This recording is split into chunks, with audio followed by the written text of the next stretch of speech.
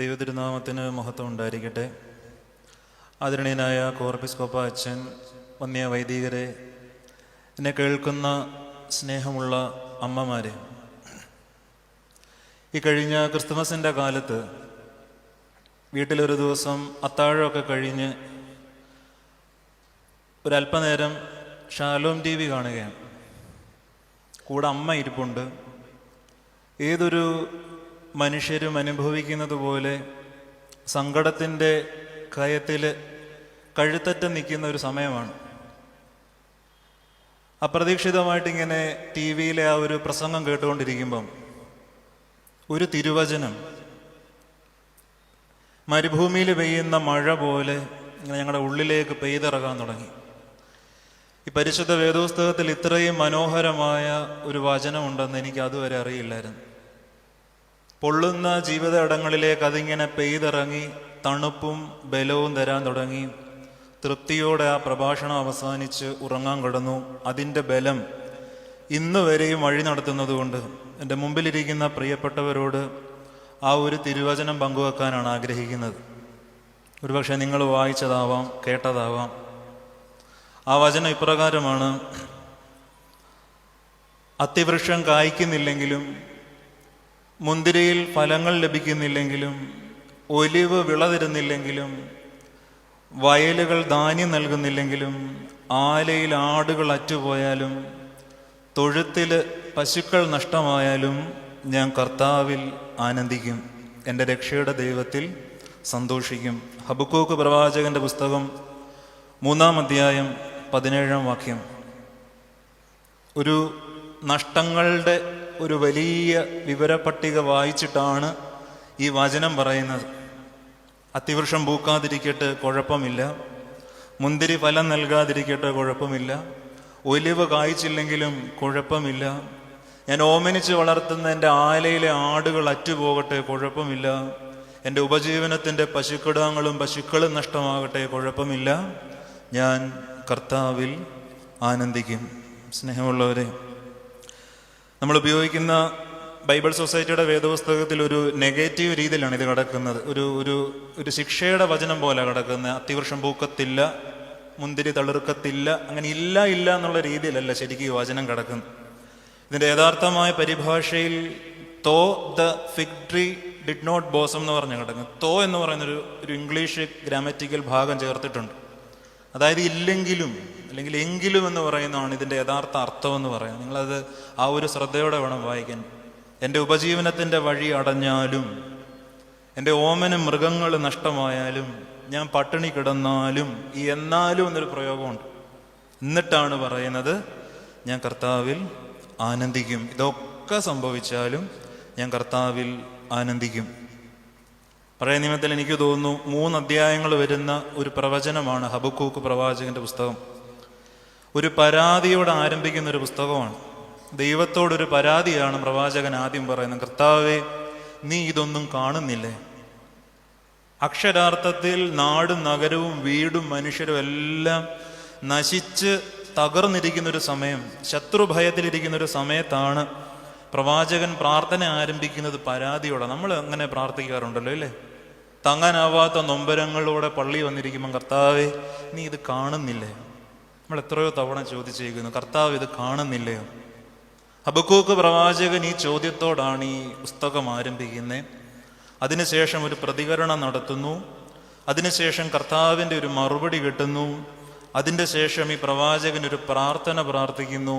ഏറ്റവും അവസാനം ഈ പുസ്തകം അവസാനിക്കുന്നിടത്ത് കാണുന്ന വചനമാണിത്: എന്തൊക്കെ സംഭവിച്ചാലും ഞാൻ എൻ്റെ കർത്താവിൽ ആനന്ദിക്കും. എന്നെ കേൾക്കുന്ന സ്നേഹമുള്ള അമ്മമാരെ, ഈ ഒരു വചനത്തിൻ്റെ ഒരു വലിയ പ്രാധാന്യം എന്താണെന്നറിയാമോ? എല്ലാ തരത്തിലും അക്ഷരാർത്ഥത്തിൽ യഹൂദ ജനത തകർന്നിരിക്കുന്നൊരു സമയമാണ്. ആ തകർച്ചയുടെ ഏറ്റവും വലിയ കാരണമെന്ന് പറയുന്നത് ദൈവത്തെ അറിയാതെ, സ്വന്തം പ്രജകളോട് സ്നേഹമില്ലാതെ അവരോട് ക്രൂരമായി പെരുമാറുന്ന രാജാക്കന്മാർ ഇസ്രായേലിനെ ഭരിക്കുന്ന ഒരു കാലമാണ്. ദുഷ്ടരാജാക്കന്മാരിൽ നിന്നൊക്കെ ഞങ്ങളെ രക്ഷിക്കണേ എന്നൊരു പ്രാർത്ഥനയൊക്കെ നമ്മുടെ പ്രാർത്ഥനകളിലുണ്ടല്ലോ. അതേപോലെ തന്നെ സമീപ പ്രദേശമായ ബാബിലോണില് നെബൂഖദ്നേസർ രാജാവ് അധികാരത്തിൽ വരികയും ഇസ്രായേൽക്കാരെ വീണ്ടും അടിമകളാക്കാൻ പോവുകയും ചെയ്യുന്നൊരു സമയമാണ്. എല്ലാം കൊണ്ടും തകർന്നിരിക്കുകയാണ്. ഈ രാജാക്കന്മാരുടെ ദുർഭരണം കൊണ്ടായിരിക്കണം ഇവരുടെ കാർഷിക വിളകൾക്ക് നഷ്ടമുണ്ടാകുന്നു, പട്ടിണിയിലേക്ക് പോകുന്നു, യെരൂശലേം ദേവാലയത്തിൽ ആരാധന മുടങ്ങിയിരിക്കുന്നു, ദൈവത്തെ അറിയാത്ത മനുഷ്യർ വരുന്നു. എല്ലാം കൊണ്ടും കഷ്ടതയുടെ തീച്ചൂളയിൽ, കഷ്ടതയുടെ താഴ്വരയിലായിരിക്കുന്ന ഒരു സമയത്താണ് ഈ പ്രവാചകന്റെ ഈ പ്രാർത്ഥനയുടെ ഒരു പ്രസക്തി എന്ന് പറയുന്നത്. സ്നേഹമുള്ളവരെ, ഹബക്കൂക്ക് പ്രവാചകനെ പറ്റി 2 പാരമ്പര്യമാണുള്ളത്. ഒന്ന്, അദ്ദേഹം ദാവീദിന്റെ സങ്കീർത്തനങ്ങളൊക്കെ പാടിക്കൊണ്ട് യെരൂശലേം ദേവാലയത്തിൽ ശുശ്രൂഷ ചെയ്ത ഒരു പുരോഹിതനാണ് എന്നൊരു പാരമ്പര്യമുണ്ട്. അദ്ദേഹം പുരോഹിത ശുശ്രൂഷ ചെയ്ത ഒരാളാണെന്ന് പറയപ്പെടുന്നു. മറ്റൊരു പാരമ്പര്യം എന്ന് പറയുന്നത് ഹബക്കൂക്ക് പ്രവാചകൻ തന്നെയായിരുന്നു. ഇങ്ങനെ 2 പാരമ്പര്യങ്ങളിലാണ് ഈ വചനത്തിന്റെ പശ്ചാത്തലം കിടക്കുന്നത്. പഴയ നിയമം മുഴുവൻ വായിക്കുമ്പോൾ നമുക്കറിയാം ഈ ജീവിതത്തിലെ അപ്രതീക്ഷിത അടികൾ കിട്ടുമ്പം ഇസ്രായേൽക്കാരെങ്ങനെയാണ് പ്രതികരിച്ചുകൊണ്ടിരുന്നത്. ഇപ്പം തന്നെ ബഹുമാനീയരായ വൈദികർ ഇസ്രായേൽ ജനത്തിൻ്റെ ചില സ്വഭാവ സവിശേഷതകളൊക്കെ പറഞ്ഞല്ലോ. നമ്മുടെ ജീവിതത്തിൽ നമുക്ക് എന്ത് സങ്കടങ്ങൾ നേരിടാം, അപ്രതീക്ഷിത സങ്കടങ്ങളെ നേരിടാൻ നമുക്കങ്ങോട്ട് പറ്റുന്നില്ല. അല്ലാതുള്ള എന്തും നമുക്ക് നേരിടാം. ജീവിതത്തിൽ ദൈവം വെച്ച് വിളമ്പുന്ന എന്ത് സങ്കടങ്ങളെയും നേരിടാനുള്ള ബലമുണ്ടെന്നുള്ളൊരു ധൈര്യത്തിൽ നമ്മൾ ജീവിക്കുന്നത്. പക്ഷേ ഈ അപ്രതീക്ഷിത സങ്കടങ്ങൾ വരുമ്പോൾ നമ്മൾ എന്ത് ചെയ്യും? ബാബിലോൺകാരൊക്കെ യഹൂദന്മാരെ പിടിച്ചുകൊണ്ട് പോകുന്നത് വളരെ അപ്രതീക്ഷിതമായിട്ടാണ്. ഒരു വലിയ സൈന്യം ഇങ്ങോട്ട് വന്ന് തകർത്തു വാരിക്കൊണ്ടാണ് പോകുന്നത്. ഇവരെ മുഴുവൻ അടിമകളാക്കി കഷ്ടതയുടെ നാളിലേക്ക് കൊണ്ടുപോകുന്ന ഒരു സമയമാണ്. ഇങ്ങനെ കഷ്ടദുരിതങ്ങളിലായിരിക്കുമ്പം ഹബക്കൂക്ക് പ്രവാചകൻ മാത്രമാണ് പറഞ്ഞത്, എന്തൊക്കെ സംഭവിച്ചാലും ഞാൻ കർത്താവിൽ ആനന്ദിക്കും. പക്ഷെ ബാക്കി ഇസ്രായേൽക്കാരെന്താണ് ചെയ്തത്? അബ്രഹാമിന്റെ കാലം മുതൽ, മോശയുടെ കാലം മുതൽ, ദാവീദിന്റെ കാലം മുതൽ ജീവിതത്തിലെ തിക്താനുഭവങ്ങൾ വരുമ്പോൾ ഇസ്രായേൽക്കാരെന്താണ് സ്നേഹമുള്ളവർ ചെയ്തത്? നമുക്ക് പുറപ്പാട് പുസ്തകത്തിൽ അല്പം കൂടെ വ്യക്തമായിട്ട് അത് കാണാൻ പറ്റും. ഇസ്രായേൽക്കാരും മിസ്രയീമിൽ നിന്ന് യാത്ര തുടർന്ന് കനാൻ ദേശത്തേക്കുള്ള യാത്ര തുടങ്ങിയപ്പം മുതൽ പരാതിയാണ്. ഞങ്ങൾക്ക് അവിടെ ഇറച്ചി കഴിക്കാനുണ്ടായിരുന്നു, ഞങ്ങൾ അവിടെ ഇറച്ചിക്കലങ്ങളുടെ അരികിലിരുന്ന് ആനന്ദിച്ചവരാണ്, ഞങ്ങൾക്കവിടെ സുഖമായിരുന്നു. കൊടിയ ദുരിതത്തിൽ നിന്ന് വിടുവിച്ചുകൊണ്ട് വരികയാണ്. തുടങ്ങിയപ്പം മുതൽ പരാതിയാണ്. പരാതി കേട്ട് ഏറ്റവും സൗമ്യനായ മോശ ദൈവസന്നിധിയിൽ ഈ പരാതി ഇങ്ങനെ ദൈവത്തോട് പങ്കുവെച്ച് ദൈവം അതിന് പരിഹാരം കൊടുത്ത് ഇങ്ങനെ യാത്ര മുൻപോട്ട് പോകുമ്പം ഒരു തിരുവില് മോശ ദൈവത്തോട് പ്രാർത്ഥിക്കാനായി പർവ്വതത്തിലേക്ക് കയറി പോകുന്നുണ്ട്.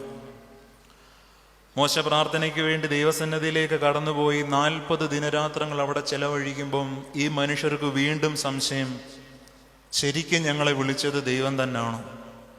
നമുക്കും അങ്ങനെ തോന്നാറില്ലേ? നമ്മളൊക്കെ ജീവിതത്തിൽ എന്തെങ്കിലും തീരുമാനങ്ങൾ എടുത്തു, പ്രാർത്ഥിച്ചൊരു തീരുമാനം എടുത്തു, ആ തീരുമാനത്തിൻ്റെ തിക്താനുഭവങ്ങൾ ഉണ്ടായി കഴിയുമ്പോൾ നമുക്കും തോന്നും, ദൈവമാണോ ഇത് നമുക്ക് ഈ വഴിയിലേക്ക് വിട്ടത്?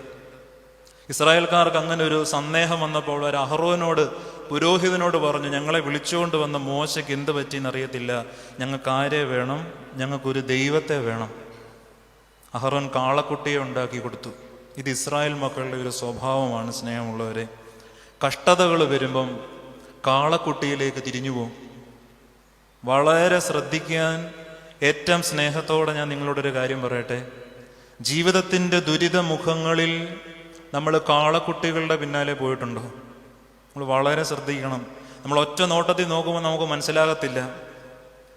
സീനായി പർവ്വതത്തിൻ്റെ മുകളിൽ മേഘാരൂഢനായി ഇറങ്ങി വന്ന് മോശയോട് മുഖാമുഖം ആ തേജസ്സിൽ സംസാരിക്കുന്ന ദൈവത്തെ മറന്ന് താൽക്കാലിക സുഖഭോഗത്തിൻ്റെ കാളക്കുട്ടികൾക്ക് പിന്നാലെ സന്തോഷിക്കുന്ന ഒരു ജീവിത ശൈലി നമുക്ക് വരുന്നുണ്ടോ എന്ന് ചിന്തിക്കാം. കുറച്ച് ഒരു ചെറിയ ഉദാഹരണങ്ങൾ പറഞ്ഞാൽ നിങ്ങൾക്ക് മനസ്സിലാവും.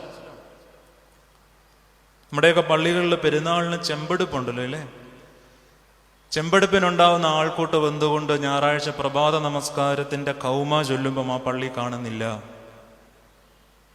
ദീപശിഖ പ്രയാണത്തിനും വാഹനജാഥയ്ക്കും ഉണ്ടാകുന്ന ആൾത്തിരക്ക് എന്തുകൊണ്ട് എല്ലാ ഞായറാഴ്ചയും കുർബാന അനുഭവിക്കുന്ന ആ മുൻപോട്ട് കടന്നു വരുന്ന വിശ്വാസികളുടെ എണ്ണത്തിൽ കാണുന്നില്ല? സൗഖ്യത്തിന് വേണ്ടി പരുമല കൊടിയേറുമ്പം വെറ്റയെറിയാൻ പോകുന്നവരുടെ ആൾത്തിരക്ക് എന്തുകൊണ്ട് സൗഖ്യത്തിന് വേണ്ടി തൈലാഭിഷേകം ചോദിച്ച് അച്ഛൻ്റെ അടുക്ക ചെല്ലുന്ന ആ ഒരു തിരക്ക് നമ്മൾ കാണുന്നില്ല? ഒരു സമുദായ ശക്തി തെളിയിക്കാൻ വേണ്ടി കോട്ടയത്തോ എറണാകുളത്തോ എവിടെയെങ്കിലും ഒരു മഹാസമ്മേളനം സംഘടിപ്പിച്ചാൽ അവിടെ തടിച്ചുകൂടുന്നത് 10,000-ങ്ങളാണെങ്കിൽ ധനഹായിക്ക് പള്ളി വരുന്നത് 4 പേര്. കഷ്ടതയുടെ തീച്ചുളയിലൂടെ കടന്നു പോകുമ്പം രക്ഷകനായ യേശുക്രിസ്തുവിൻ്റെ തിരുമുഖത്ത് നിന്ന് നമ്മുടെ ശ്രദ്ധയും നമ്മുടെ ജീവിതവും നമ്മുടെ ചിന്തകളും വഴിതെറ്റിക്കുന്ന കാളക്കുട്ടികൾ നമുക്കിടയിലുണ്ടെങ്കിൽ നമ്മൾ തിരിച്ചറിയണം. സ്നേഹമുള്ളവരെ, ഇസ്രായേൽ മക്കൾക്ക് തലപൊക്കാൻ പറ്റാത്ത വേദനകളിലൂടെ കടന്നു പോകുമ്പം അവർ ചെയ്ത ആദ്യത്തെ പാതകം താൽക്കാലിക ദൈവങ്ങളുടെ പിന്നാലെ, ആശ്വാസങ്ങളുടെ പിന്നാലെ, വിഭ്രമങ്ങളുടെ പിന്നാലെ, ആരവങ്ങളുടെ പിന്നാലെ ഇങ്ങനെ നടന്നുകൊണ്ടിരുന്നു. മറ്റൊരു പിഴവ് കൂടെ യഹൂദന്മാർക്ക് സംഭവിക്കുന്നുണ്ട്. കൊടിയ ദുരിതം വരുമ്പം അവർ പെട്ടെന്ന് മറന്നു പോകുന്നുണ്ട്. തീർച്ചയായിട്ടും മറവി നമുക്കൊരു അനുഗ്രഹമാണെന്ന് എല്ലാവർക്കും അറിയാം. ഒരു 10-50 വർഷങ്ങൾക്ക് മുമ്പ് മരണപ്പെട്ട നിങ്ങളുടെ ഒരു പ്രിയപ്പെട്ട അമ്മ അല്ലെങ്കിൽ ഒരു അമ്മച്ചി, ആ വനിതയെ ഓർത്ത് നിങ്ങൾ എന്നും കരഞ്ഞുകൊണ്ടിരിക്കുകയാണെങ്കിൽ ജീവിതം സുഖകരമാവോ? നിങ്ങൾക്ക് നഷ്ടപ്പെട്ടൊരു മകൻ, നിങ്ങൾക്ക് നഷ്ടപ്പെട്ടൊരു ജീവിത പങ്കാളി, നിങ്ങൾ ആ ഓർമ്മകളിൽ നിന്ന് പുറത്തു കിടക്കുന്നത് ഈ മറവിയുടെ അനുഗ്രഹം കൊണ്ടാണ്. മറവി ഒരു അനുഗ്രഹമാണ്. നമ്മൾ പോലും അറിയാതെ നമ്മുടെ കയ്പനുഭവങ്ങളെ മറവി ഇങ്ങനെ സുഖപ്പെടുത്തിക്കൊണ്ടേയിരിക്കും നമ്മുടെ ജീവിതത്തിൽ. പക്ഷെ ചിലയിടങ്ങളിൽ മറവി വല്ലാത്തൊരു പാതകമാണ്. സ്നേഹമുള്ളവരെ, ഇസ്രായേൽ മക്കൾ ആരെയാണ് മറന്നുപോയത്? ഇസ്രായേൽ മക്കൾ ദൈവത്തെയാണ് മറന്നുപോയത്. ഇസ്രായേൽ മക്കൾ ദൈവം ചെയ്ത നന്മ, ദൈവം ചെയ്ത അനുഗ്രഹം ഒരു നിമിഷം കൊണ്ട് മറന്നുപോകും. ജീവിതത്തിലൊരു സങ്കടം വന്നാൽ ആ സ്പോണ്ടേനിയസ് ആയിട്ട് ഇതുവരെ ദൈവം വഴി നടത്തിയതിനെ അങ്ങ് മറക്കും. ഇസ്രായേൽക്കാരുടെ ഏറ്റവും പ്രധാനപ്പെട്ട ഒരു പ്രാർത്ഥനയാണല്ലോ ഞങ്ങളുടെ പിതാക്കന്മാരുടെ ദൈവമേ എന്ന് പറയുന്നൊരു പ്രാർത്ഥന. അബ്രഹാമിൻ്റെയും ഇസഹാക്കിൻ്റെയും യാക്കോബിൻ്റെയും ദൈവമേ എന്നൊക്കെ പറയുന്ന ഒരു പ്രാർത്ഥനയുണ്ടല്ലോ. എന്തുകൊണ്ടാണ് ഇവർ ഈ ദൈവം നടത്തിയ വഴികളെ മറന്നു പോകുന്നത്? ഞാൻ എപ്പോഴും ആലോചിക്കുന്നൊരു കാര്യമാണ്. എൻ്റെ മുമ്പിലിരിക്കുന്ന എൻ്റെ പ്രിയപ്പെട്ട അമ്മമാരോടും കൂടെ ഞാൻ ചോദിക്കാം, ദൈവം നമ്മുടെ ജീവിതത്തിൽ ചെയ്ത ഏറ്റവും വലിയ നന്മ എന്താണ്? ഇന്ന് ബഹുമാനപ്പെട്ട അച്ഛൻ പ്രാർത്ഥിച്ചിട്ട് പറഞ്ഞല്ലോ, ഞങ്ങളെല്ലാം ഇന്ന് ഈ പള്ളി പ്രാർത്ഥനയ്ക്കായിട്ടിരിക്കുമ്പോഴും ഒരുപാട് പേര് പുറത്ത് അലയുന്നുണ്ടെന്ന് അച്ഛൻ പറഞ്ഞല്ലോ. നിങ്ങൾ ശ്രദ്ധിച്ചിട്ടുണ്ടോ? നമ്മളിന്ന് ഈ പള്ളിക്കകത്ത് വന്നിരുന്നു പ്രാർത്ഥനയ്ക്ക് വേണ്ടി ഈ ദേവാലയത്തിനുള്ളിൽ ഇരിക്കുമ്പോഴും ഞാൻ ഏറ്റവും സ്നേഹത്തോടെ ചോദിക്കട്ടെ, ദൈവം നിങ്ങളുടെ ജീവിതത്തിൽ ചെയ്ത നന്മകൾ അല്ലെ ഏറ്റവും വലിയ അനുഗ്രഹം എന്താണ്? ഒരു 60, 70, 80 വയസ്സുള്ളവരോടുണ്ടെന്ന് എനിക്കറിയാം. നിങ്ങൾക്ക് കിട്ടിയ സമ്പത്തോ, നിങ്ങൾ പണിത വീടോ, നിങ്ങൾ നേടിയ ബിരുദങ്ങളോ ഒന്നും പറയണ്ട. ഓരോ ദിവസവും നേരം വെളുത്തെഴുന്നേൽക്കുമ്പം പരസഹായമില്ലാതെ നിങ്ങളുടെ 2 കാലുകൾ നിങ്ങൾക്ക് കട്ടിലേന്ന് താഴെ കുത്താൻ പറ്റുന്നുണ്ടോ? അങ്ങനെ നിവർന്ന് നിന്നിട്ട് വേറൊരു മനുഷ്യൻ നിങ്ങളുടെ ബ്രഷിൻ്റെ അറ്റത്ത് പിടിക്കാതെ തനിയെ പല്ല് തേച്ച് നിങ്ങളുടെ പ്രഭാത കർമ്മങ്ങൾ ചെയ്യാൻ ഈ 60-ാം വയസ്സിലും 70-ാം വയസ്സിലും നിങ്ങൾക്ക് പറ്റുന്നുണ്ടോ? അതാണ് ദൈവം ചെയ്ത നന്മ. സ്നേഹമുള്ളവരെ, കിടക്കുന്ന കിടക്കയിൽ വിസർജ്യങ്ങൾ പോയി മറ്റു മനുഷ്യൻ വന്ന് ശുചിയാക്കാൻ വേണ്ടി കാത്ത് കിടക്കയിൽ കിടന്ന് പുറം പൊട്ടിക്കിടക്കുന്ന മനുഷ്യരെ ഇടയ്ക്ക് ചിന്തിക്കുന്നത് അതിനു വേണ്ടിയാണ്. ഗ്രാറ്റിറ്റ്യൂഡ് എന്ന് പറയുന്നൊരു വാക്കുണ്ട്. നിങ്ങൾ പള്ളിയിൽ പ്രാർത്ഥിക്കാൻ വരുന്നെങ്കിൽ ആദ്യം ഉണ്ടാകേണ്ടത് ഈ ഒരു ഗുണമാണ്, ഗ്രാറ്റിറ്റ്യൂഡ്, കൃതജ്ഞത എന്ന് പറയും. വിശുദ്ധ കുർബാനയുടെ അനാഫോറകളിലും പ്രൊമിയോനുകളിലും ആവർത്തിച്ചു വരുന്നൊരു വാക്കാണ് കൃതജ്ഞത എന്ന് പറയുന്നൊരു വാക്ക്. കർത്താവ് എന്തെല്ലാം ചെയ്തു ജീവിതത്തിൽ. നിങ്ങളൊരു 4-5 A4 സൈസ് പേപ്പർ മേടിച്ച് വെച്ചിട്ട് ഇന്ന് വീട്ടിൽ പോയിരുന്ന് വെറുതെ എഴുതി, കറിക്കരിഞ്ഞ് കഴിഞ്ഞ് പാത്രം കഴിഞ്ഞ് ഉറങ്ങുന്നതിന് മുമ്പ് സീരിയലിൻ്റെ ബ്രേക്കിൻ്റെ സമയത്തായാലും മതി, നിങ്ങളൊന്ന് എഴുതി ദൈവം ചെയ്ത നന്മ, കണ്ണിൻ്റെ കാഴ്ച, ചെവിയുടെ കേൾവി, ജീവിത പങ്കാളി, മക്കള്, മഴയത്ത് മഴ നനയാതിരിക്കാൻ ഒരു വീട്. നിങ്ങൾ 5 പേപ്പറിലും 100 പേപ്പറിലും നിങ്ങൾ നിർത്തത്തില്ല. ചെറുതും വലുതുമായി സർവശക്തൻ നമ്മുടെ ജീവിതത്തിൽ ചൊരിഞ്ഞു തരുന്ന സ്നേഹത്തിൻ്റെ പേമാരിയെ പറ്റി എഴുതി നിങ്ങൾ തീരത്തില്ല. പക്ഷെ എന്തുകൊണ്ടാണ് ഒരു സങ്കടം വരുമ്പോൾ നമ്മളിത് മറന്നു പോകുന്നത്? ഇതൊരു മറവി അത്ര സുഖകരമല്ല. ഇസ്രായേൽ മക്കൾ ഇത് മറന്നു പോകുന്നുണ്ട്. ഒരു സമൂഹം മുഴുവൻ ഇത് മറന്നു പോകുന്നുണ്ട്. കരുവേലകങ്ങളുടെ ചുവട്ടിൽ ദുഷ്ടപ്രതിഷ്ഠകൾക്ക് ബലിയർപ്പിക്കാൻ വേണ്ടി ഇവർ കയറി പോകുന്നുണ്ട്. വിഗ്രഹങ്ങളുടെ പിറകെ പോകുന്നുണ്ട്. സുഖലോലുപതയുടെ പിറകെ പോകുന്നുണ്ട്. വചനം മറക്കുന്നുണ്ട്.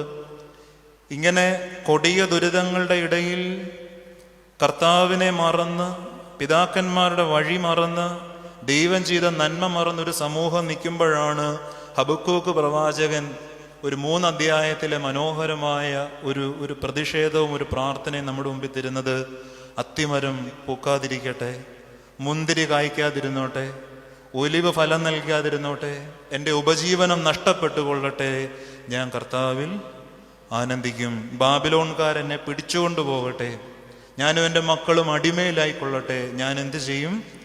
ഞാൻ കർത്താവിൽ ആനന്ദിക്കും. സ്നേഹമുള്ള അമ്മമാരെ, പറയുന്നത് പോലെ അത്ര എളുപ്പമല്ല ഇത്.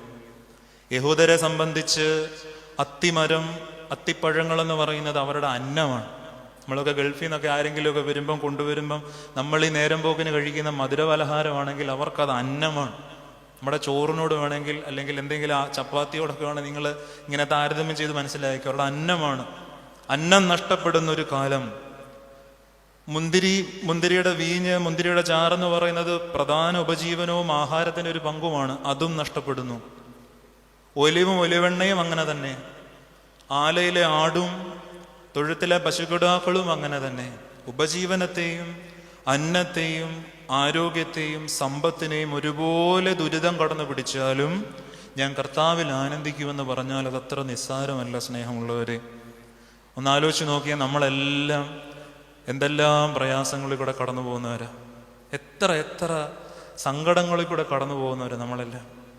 കർത്താവ് നിന്നെ ഇന്നും സ്നേഹിക്കുന്നു എന്ന് ഞാനിവിടെ ഇരുന്നൊരു 3 വട്ടം പറഞ്ഞാൽ നിശ്ചയമായിട്ടും കണ്ണ് ഈറനണിയുന്ന അമ്മമാരെൻ്റെ മുമ്പിലുണ്ടെന്ന് എനിക്കറിയാം. എത്ര ദുരിതങ്ങളിൽ കൂടെ കടന്നു പോകുന്നവരാ നമ്മളെല്ലാം. ഈ മനുഷ്യൻ എന്ന ജീവിക്ക് എന്തെല്ലാം പ്രത്യേകത ഉള്ളൂ. ഞാൻ ജീവി എന്ന് തന്നെ പറയുന്നത്. മറ്റ് ജീവജാലങ്ങളിലെ ഒരു ജീവി പോലെ നമ്മൾ കണ്ടാൽ, കരഞ്ഞുകൊണ്ട് പിറക്കുന്ന ഒരു ജീവി ഇതുപോലെ വേറെ ഇല്ലെന്ന് എനിക്ക് തോന്നുന്നേ. കരഞ്ഞുകൊണ്ട് പിറക്കുകയും കരച്ചിലിൽ തുടരുകയും കരഞ്ഞുകൊണ്ട് തന്നെ അവസാനിക്കുകയും ചെയ്യുന്ന നല്ലൊരു ശതമാനം ജീവിതങ്ങളാണ് നമ്മുടെ ഇടയിലല്ല. എത്ര വിസ്മയമാണ് ഈ മനുഷ്യനെന്ന് പറയുന്നത്. നമ്മുടെ ശരീരം എത്ര വിസ്മയമാണ്. നമ്മുടെ ശരീരത്തിലെ ഞരമ്പുകൾ, നേർത്ത ഞരമ്പുകളെല്ലാം ഇങ്ങനെ നിവർത്തി വെച്ചാൽ എത്ര കിലോമീറ്റർ, 4-5 കിലോമീറ്ററുകളുടെ ദൂരം നൽകാൻ തക്ക ദൈർഘ്യദൂരമുള്ള ഞരമ്പുകളാൽ നമ്മളെ പടച്ചു വെച്ചിരിക്കുന്നു എന്നൊക്കെ പറഞ്ഞാൽ നമ്മൾ എന്തൊരു വലിയ വിസ്മയമാണ് നമ്മളെന്ന് ഓർക്കണം. നമ്മുടെ മനസ്സ് എത്ര വിസ്മയം നിറഞ്ഞതാണ്. ഇന്ന് എത്ര ദൗർഭാഗ്യകരമായ കാര്യമാണ്. ഈ ജീവൻ ഒടുക്കുന്ന മനുഷ്യർ എത്രത്തോളം വർദ്ധിക്കുന്നറിയും നമ്മുടെ സമൂഹത്തിൽ. ആത്മഹത്യ എന്നൊരു പദമൊക്കെ എനിക്ക് തോന്നുന്നു നിങ്ങളുടെയൊക്കെ ചെറുപ്പകാലത്ത് അല്ലെങ്കിൽ 10-30 വർഷങ്ങൾക്ക് മുമ്പ് അത്ര സ്വാഭാവികമായൊരു പദമല്ല ഈ ജീവൻ ഒടുക്കുക എന്ന് പറയുന്നൊരു പദം, ആത്മഹത്യ എന്ന് പറയുന്നൊരു പദം. ദൈവം സൃഷ്ടിച്ച ജീവജാലങ്ങളിൽ ആഹരിക്കുകയും ഇണചേരുകയും വേട്ടയാടുകയും ജീവിക്കുകയും ചെയ്യുന്ന ജീവജാലങ്ങളിൽ മനുഷ്യനല്ലാതെ ഒരൊറ്റ മൃഗവും ആത്മഹത്യ ചെയ്യുന്നില്ല. കാക്ക ആത്മഹത്യ ചെയ്ത് നമ്മൾ കേട്ടിട്ടുണ്ടോ? തെരുവ് പട്ടി സൂയിസൈഡ് ഇത് കേട്ടിട്ടുണ്ടോ നമ്മൾ? സർവശക്തൻ ഉള്ളിൽ കൊളുത്തി വെച്ച ജീവന്റെ തിരിനാളത്തെ സങ്കടം വരുമ്പം കെടുത്തിക്കളയാൻ തുനിയുന്ന ആ പ്രതിഭാസത്തിന്റെ പേരുമാണ് ഈ മനുഷ്യൻ എന്ന് പറയുന്നത്. കൊലക്കയറിന് വേണ്ടി കൈ ഇങ്ങനെ നീണ്ടുപോകും, ബ്ലേഡിലേക്ക് കരം നീളും, മണ്ണെണ്ണയിലേക്ക് കരം നീളും. ഒരു നിമിഷത്തെ തോന്നലാണ്. ഒരു മനുഷ്യന് കൊടുത്തിരിക്കുന്ന ആ നില മറക്കുമ്പോഴുള്ള അവസ്ഥ. സങ്കീർത്തനങ്ങളിൽ പറയുന്നില്ല, ദൈവത്തെക്കാൾ ദൈവദൂതന്മാരെക്കാൾ അല്പം മാത്രം താണ ഈ മഹത്വമേറിയ അവസ്ഥയിൽ നിന്ന് നിഷ്പ്രയോജനമായി നിമിഷ നേരം കൊണ്ട് ഹീനാവസ്ഥയിലേക്ക് പോകുന്നവരാണ് നമ്മൾ. നമ്മുടെയൊക്കെ ലോക ചരിത്രത്തിൽ നരഭോജികളായ മനുഷ്യർ എത്രയധികം ഉണ്ടായിട്ടുണ്ട്. കാനബോലിസോ എന്നൊക്കെ നമ്മൾ പറയുന്നത് പോലെ അവരെഴുതി വെച്ച ചരിത്ര രേഖകൾ, അവർക്കതിൻ്റെ വിവരണമുണ്ട്. ലോകത്ത് ഏതിറച്ചിയെക്കാട്ടിലും രുചികരം മനുഷ്യൻ്റെ ഇറച്ചിയാണെന്നൊക്കെ എഴുതി വെക്കുന്ന ചരിത്ര രേഖകളിൽ നരഭോജികൾ നമുക്കിടയിൽ ഉണ്ടായിട്ടുണ്ട്, നരബലികൾ നടക്കുന്നുണ്ട്. എന്തെല്ലാം സങ്കീർണത നിറഞ്ഞ ജീവിതാവസ്ഥയുടെ പേരാണ് ഈ മനുഷ്യനെന്നുള്ളതറിയാമോ? ഒരേ സമയം കരയുകയും ആ കരച്ചിൽ കവിളിക്കൂടെ ഒഴുകുമ്പം തന്നെ ചിരിക്കുകയും ചെയ്യാൻ പറ്റും. ചിരിച്ചുകൊണ്ട് തന്നെ കഴുത്തിറക്കാൻ പറ്റും. പുറമേ 4 പേരുടെ മുമ്പിൽ നന്മ പറഞ്ഞുകൊണ്ട് വീടിനുള്ളിൽ പോയിട്ട് കുറ്റം പറയാൻ പറ്റും. ഒരു മനുഷ്യൻ, ഒരു പാവപ്പെട്ടവൻ ഒരു വീട് വെച്ച് കൊടുത്താൽ അത് ഫോട്ടോ എടുത്ത് യാതൊരു എളുപ്പമില്ലാതെ പത്രത്തിൽ കൊടുക്കാൻ പറ്റും. വലങ്കൈ ചെയ്യുന്നത് ഇടങ്കൈ അറിയരുതെന്ന് തിരുവചനത്തെ നിസ്സാരമായിട്ട് മറന്ന് ക്രൈസ്തവ ജീവിതത്തിൻ്റെ എല്ലാ ആത്മസത്തയും മറന്ന് ഇങ്ങനെ മുൻപോട്ട് പോകാൻ പറ്റും. ഇതൊരു വിസ്മയമാണ് ഈ മനുഷ്യനെന്ന് പറയുന്നത്. സ്നേഹമുള്ളവരെ, ഇങ്ങനെയുള്ള ഈ മനുഷ്യന് തിക്ത അനുഭവങ്ങൾ വരുമ്പം എന്താണ് ഈ മനുഷ്യർക്ക് സംഭവിക്കുന്നത്? എല്ലാ മനുഷ്യർക്കും ഹബക്കൂക്കിനെ പോലെ ഞാൻ കർത്താവിൽ ആനന്ദിക്കുമെന്ന് പറയാൻ പറ്റുന്നുണ്ടോ? ജീവിതത്തിൽ മനുഷ്യർ നേരിടുന്ന തിക്താനുഭവങ്ങൾ അവരുടെ മനസ്സിനെ ബാധിക്കും. സ്നേഹമുള്ളവരെ, ഞാനിത് വലിയ കാര്യമായിട്ട് ഇവിടെ പറയാതെ തന്നെ നിങ്ങൾക്കറിയാം. 10-50 വർഷക്കാലം ഈ ലോകത്ത് ജീവിച്ച നിങ്ങൾക്കറിയാം. തൊടുപുഴയിലെ ന്യൂമാൻസ് കോളേജിൽ TJ ജോസഫ് എന്ന് പറയുന്ന ഒരു പ്രൊഫസർ ഉണ്ടായിരുന്നു. നിങ്ങൾക്കറിയാം, ജോസഫ് സാർ. അദ്ദേഹത്തിൻ്റെ ജീവിതം കുറച്ചുകൂടെ പറയുമ്പോൾ നിങ്ങൾക്ക് കുറച്ചുകൂടെ പിടുത്തം കിട്ടും. ന്യൂമാൻസ് കോളേജിൽ ഈ ജോസഫ് സാറ് മലയാള അധ്യാപകനാണ്. അദ്ദേഹത്തിന് സലോമി എന്ന് പറയുന്നൊരു ഭാര്യയുണ്ട്, ഒരു ജീവിത പങ്കാളിയുണ്ട്, 2 മക്കളുണ്ട്. വളരെ സന്തോഷത്തോടെ സമാധാനത്തോടെ ന്യൂമാൻസ് കോളേജിൽ മലയാള അധ്യാപകനായി ജീവിതം ഇങ്ങനെ മുൻപോട്ട് പോകുന്ന സമയം കൂടുതൽ ആധുനിക രീതിയിൽ ചിന്തിക്കുകയും ഭാഷയെ സ്നേഹിക്കുകയും ചെയ്തതുകൊണ്ട് കോളേജിലെ കുട്ടികളുടെ പരീക്ഷയിൽ ഒരു ദിവസം ചോദ്യപേപ്പറിൽ ഈ മനുഷ്യൻ ഒരു ചോദ്യം എഴുതി. ദൈവവും ഒരു മനുഷ്യനും തമ്മിലുള്ള സംഭാഷണം, 2 വരി തീരുന്ന ഈ സംഭാഷണത്തിൽ കുറച്ച് വൈകല്യങ്ങളോ വികൃതങ്ങളോ ഉണ്ടെന്ന് മനസ്സിലാക്കി കുറച്ച് മതതീവ്രവാദികളായിട്ടുള്ള മനുഷ്യര് അതിനെതിരെ ലഹള പുറപ്പെടുവിക്കുകയും ഈ ചോദ്യപേപ്പർ എഴുതിയുണ്ടാക്കി മനുഷ്യൻ്റെ കൈപ്പത്തി വെട്ടിക്കളയുകയും ചെയ്തു. നമ്മളത് വായിച്ചാണ്. ഒരു ഞായറാഴ്ച ദിവസമാണെന്ന് തോന്നുന്നു. പള്ളിയിലേക്കോ മറ്റോ പോവുകയോ പള്ളിയിൽ നിന്ന് വരികയോ ചെയ്യുന്നൊരു സമയം അദ്ദേഹത്തെ വളഞ്ഞിട്ടിട്ട് കൈപ്പത്തി അറ്റുമാറ്റുന്നുണ്ട്. അറ്റുപോകാത്ത ഓർമ്മകളെന്ന് പറഞ്ഞ് അദ്ദേഹം എഴുതിയൊരു പുസ്തകം തന്നെ ഉണ്ട്. കൈപ്പത്തിയറ്റ് ചോര വാർന്നീ മനുഷ്യൻ റോഡിൽ കിടക്കുന്ന സമയം ആരൊക്കെയോ ചേർന്ന് ആശുപത്രിയിലേക്ക് കൊണ്ടുപോകുന്ന സമയമാണ് ഒരു കൈപ്പത്തി ഇങ്ങനെ ചെറിയ ചലനത്തോടെ മണ്ണി പുരണ്ട് കിടക്കുന്നതാണ്. കുറച്ചുപേര് വന്നൊരു വട്ടയിലെടുത്ത് പൊതിഞ്ഞ് പിന്നാലെ ഓടി അതും ആശുപത്രി കൊടുത്തു. ഒരുപാട് മുൻപോട്ട് കുതിച്ച നമ്മുടെ സാങ്കേതിക വിദ്യകൾ, നമ്മുടെ വൈദ്യശാസ്ത്രത്തിൻ്റെ ഗുണം കൊണ്ട് ആ കൈപ്പത്തി തുന്നിച്ചേർത്തു. എന്നിട്ടും വലിയ ചലനങ്ങളില്ലാതെ ഇന്നും മനുഷ്യൻ്റെ ശരീരത്തിൽ അതുണ്ട്. കാര്യങ്ങളുടെ ദുരിത പ്രവാഹം അവിടെ തീരുന്നില്ല. ഇതേ തുടർന്ന് വലിയ സംഘർഷങ്ങളും പ്രശ്നങ്ങളും ലഹളകളും ഉണ്ടായി. നിങ്ങൾക്ക് വാർത്താ മാധ്യമങ്ങളിൽ കൂടെ അറിയാം. ഈശ്വര നിന്ന എന്നൊക്കെ പറഞ്ഞ് വലിയ സംഭവങ്ങൾ അരങ്ങേറി. പക്ഷെ ആ മനുഷ്യനെ ഏറ്റവും തളർത്തി കളഞ്ഞത് അദ്ദേഹം ജോലി ചെയ്തിരുന്ന ക്രൈസ്തവ മാനേജ്മെന്റ് കോളേജിൽ നിന്ന് പുറത്താക്കി. മനുഷ്യന് ശമ്പളം കൊടുക്കാതെ, ജോലി തിരിച്ചെടുക്കാതെ കൂടി നടന്ന പള്ളി ഉൾപ്പെടെയുള്ളൊരു സമൂഹം വല്ലാത്തൊരു ഒറ്റപ്പെടുത്തലിലേക്ക് മനുഷ്യനെ വലിച്ചഴിച്ചു. സ്വന്തം ഭർത്താവിനെ നേരിട്ട് ഈ ഒരു അവസ്ഥ ഏറ്റവും കൂടുതൽ ബാധിച്ചത് ശലോമിയാണ്. ഒരു വിഷാദ രോഗിണിയായി. അവരതിൻ്റെ മരുന്നുകൾ കഴിച്ചു തുടങ്ങി. ഒരു വൈകുന്നേരം ആരോടും യാത്ര പറയാതെ പെട്ടെന്ന് കുളിമുറിയിൽ ഇവർ ജീവനൊടുക്കി. ദുരിതങ്ങളുടെ നിലയ്ക്കാത്തൊരു പ്രവാഹം ഈ മനുഷ്യൻ്റെ ജീവിതത്തിൽ ഇങ്ങനെ വന്നു പെയ്തപ്പോഴെന്താ സംഭവിച്ചതെന്നറിയാമോ? മനസ്സിൽ നിന്ന് അയാൾ കുഞ്ഞുനാൾ മുതൽ രൂപപ്പെടുത്തി കൊണ്ടുവന്ന ദൈവസ്നേഹവും ഈശ്വര ചിന്തകളും എല്ലാം അപ്പാടെ പിഴുതു മാറ്റപ്പെട്ടുപോയി. ഇന്ന് നമ്മുടെ നാട്ടിൽ ഏറ്റവും കൂടുതൽ വ്യാപിച്ചു വരുന്ന ഒരു പ്രസ്ഥാനമല്ല, ഒരു ചിന്താസരണിയാണല്ലോ ഈ നിരീശ്വരവാദത്തിൻ്റെ ഒരു ചിന്താസരണി ഇങ്ങനെ രൂപപ്പെട്ടു വരുന്നുണ്ട്. ലിറ്റ്മസ് ഗ്രൂപ്പ് എന്നൊക്കെ പറഞ്ഞ് ഒരുപാട് ഇടത്ത് അവരിങ്ങനെ ദൈവനിഷേധത്തിൻ്റെ ഗ്രൂപ്പുകൾ ഉണ്ടാക്കി മീറ്റിങ്ങുകൾ നടത്തുന്നുണ്ട്. അതിലൊക്കെ പ്രധാന പ്രഭാഷകൻ ഈ മനുഷ്യനാണെന്ന് പറയുമ്പം ജീവിതത്തിലെ സങ്കടങ്ങൾ എങ്ങനെ ഒരു മനുഷ്യനെ ദൈവത്തിൽ നിന്ന് അകറ്റിക്കളയുന്നു എന്ന് നമ്മൾ മനസ്സിലാക്കണം. നമ്മൾ പറയുന്നത് പോലെ എളുപ്പമല്ല ഹബക്കൂക്ക് പ്രവാചകന്റെ ഈ പ്രാർത്ഥന. എന്തും സംഭവിക്കട്ടെ, ഞാൻ ദൈവത്തിൽ ആനന്ദിക്കാമെന്ന് പറഞ്ഞാൽ അത് നിസ്സാരമല്ല. സ്നേഹമുള്ളവരെ, കുരിശുമരണത്തിൻ്റെ തലേ രാത്രിയിൽ കർത്താവിനോട് അങ്ങനെ ഒരാൾ പറഞ്ഞായിരുന്നു, കർത്താവേ നീ ഒന്നും ഓർത്ത് പേടിക്കണ്ട, ചാകാനാണെങ്കിൽ ചാകാൻ നിൻ്റെ കൂടെ ഞാനുണ്ട്. വളരെ സൗമ്യമായിട്ട് യേശു ആ മനുഷ്യനെ നോക്കിയിട്ട് പറഞ്ഞു, പാതിരാ കോഴി കൂവല്ലോ 3 വട്ടം, ഞാനൊരു ചെറിയ കാര്യം പറഞ്ഞോട്ടെ, ആ കൂവൽ പൂർത്തീകരിക്കുന്നതിന് മുൻപ് നീ എന്നെ തള്ളിപ്പറയും. ഒന്നും അത്ര നിസ്സാരമല്ല. പടയാളികൾ ഇങ്ങോട്ട് വന്ന് കർത്താവിൻ്റെ കരണത്തൊരടി അടിക്കുന്നത് കേട്ടപ്പോഴേ ഈ മനുഷ്യൻ അകലം വിട്ട് പിഞ്ചെന്നു എന്നാണ് പറയുന്നത്. ഏതോ ഒരു ബാല്യക്കാരി പെണ്ണിൻ്റെ നീ അവൻ്റെ കൂടെ അല്ലേ എന്നൊരു ചോദ്യത്തിൻ്റെ മുമ്പിൽ ഞാൻ അവനെ അറിയുന്ന പോലും ഇല്ലെന്ന് പ്രാകാൻ വരെ തുടങ്ങി. മണിക്കൂറുകൾ കഴിഞ്ഞിട്ടില്ല ഞാൻ നിന്റെ കൂടെ കാണുമെന്ന് പറഞ്ഞിട്ട്. നമ്മുടെ വാഗ്ദാനങ്ങൾക്കും നമ്മുടെ ഉടമ്പടികൾക്കും നമ്മുടെ ദൈവസന്നിധിയിലുള്ള സ്നേഹ പ്രതികരണങ്ങൾക്കൊക്കെ ഇത്ര ആയുസുള്ളൂ. സ്നേഹമുള്ളവരെ, കാര്യങ്ങൾ അത്ര നിസ്സാരമല്ല. 2018 നമ്മൾ ഓർക്കുന്നത് പ്രളയത്തിൻ്റെ കാര്യത്തിലാണ്. ലോകത്ത് എന്തെല്ലാം കാര്യങ്ങൾ 2018 നമ്മളതൊന്നും ഓർക്കാൻ നമ്മൾ ആഗ്രഹിക്കുന്നില്ല. ഈ പുതിയ പ്രദേശത്ത് പ്രളയം എങ്ങനെ ബാധിച്ചു എന്ന് എനിക്ക് വ്യക്തിപരമായി അറിയില്ല. എൻ്റെ നാട്ടിലും എൻ്റെ വീട്ടിലും 18 പ്രളയം നല്ലതുപോലെ ബാധിച്ചു. ഞങ്ങളുടെയൊക്കെ വീടിൻ്റെ കുറച്ച് പിന്നിൽ മാറിയാണ് ഒരു 3 പേര്, അവർക്ക് പെട്ടെന്ന് രക്ഷപ്പെടാൻ കഴിയാതെ ഈ വെള്ളത്തിൽ തന്നെ മരണമടഞ്ഞൊക്കെ പോകുന്നു. വീടിൻ്റെ ഫാനിലും സീലിങ്ങിലും മുട്ടി പമ്പ നദി ഇങ്ങനെ കര കവിഞ്ഞൊഴുകുന്നൊരു കാഴ്ച, അത് കണ്ട ഒരു തലമുറ പോലും നമുക്കിടയിലില്ല. സംഭവിച്ച കാര്യം എന്താണെന്ന് ചോദിച്ചാൽ, അന്ന് ഈ വീടിൻ്റെ ടെറസിൽ ഇങ്ങനെ നനഞ്ഞ കാക്കകൾ പള്ളിമേടയിലിരിക്കുന്നത് പോലെ ഏതെങ്കിലും ഒരു വള്ളം ഞങ്ങളെ വിളിക്കാൻ വരുമെന്ന് വിചാരിച്ച് ഒരുപാട് മനുഷ്യർ ഈ വീടിൻ്റെ പുറത്തിരിപ്പുണ്ട്. അവർ നോക്കി നിൽക്കുകയാണ്. ഈ ടി വിയും ഇങ്ങനെ അവരുടെ വീട്ടിലെ സാധനങ്ങൾ ഒഴുകി പോവുകയും കാറ് വെള്ളത്തിനടിയിലാവുകയും അവരുടെ പുരയിടങ്ങളും കൃഷിയിടങ്ങളും വെള്ളത്തിനടിയിലാവുകയും ചെയ്തു. ഇങ്ങനെ ഇത് കാഴ്ച കണ്ടുകൊണ്ടിരുന്ന മനുഷ്യർക്ക് കഠിനമായ മാനസിക വിഭ്രാന്തിയും മനഃചാഞ്ചല്യങ്ങളും ഉണ്ടായിട്ടുണ്ട്. ഞാൻ എന്നും ഓർക്കും, നമ്മുടെ വീടിൻ്റെ അടുത്തൊക്കെ ഒരു അപ്പച്ചൻ എന്നും കൃഷി ചെയ്യാൻ വേണ്ടി വരും. നല്ല ആരോഗ്യത്തോടെ വരും. ആഴ്ച കൃത്യ ദിവസങ്ങളിൽ ഇങ്ങനെ വന്ന് കൃഷി ചെയ്തിട്ട് മടങ്ങിപ്പോവും. പക്ഷെ ഈ ഒരു സംഭവത്തിന് ശേഷം ഈ ഒരു അപ്പൻ കിടപ്പിലായിപ്പോയി. മനസ്സ് വല്ലാതെ ഭയന്നുപോയി, തകർന്നുപോയി. ദൈവമേ എന്ന് വിളിക്കാൻ പോലും പറ്റാതെ നാവിങ്ങനെ നിശ്ചലമായി പോയി.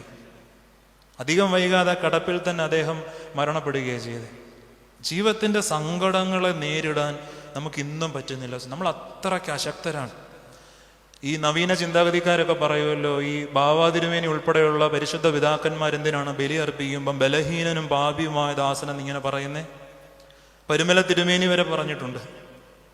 പരിശുദ്ധരായവർ അവസാന ശ്വാസം വരെ പ്രാർത്ഥനയ്ക്ക് നിൽക്കുമ്പോൾ അത് തന്നെ പറയുകയുള്ളൂ. കാരണം കഷ്ടങ്ങളെ അഭിമുഖീകരിക്കാൻ കഴിയാത്തത്ര ബലഹീനത ഈ മനുഷ്യായുസിലുണ്ടെന്ന് ഇവർക്കെല്ലാം അറിയാം.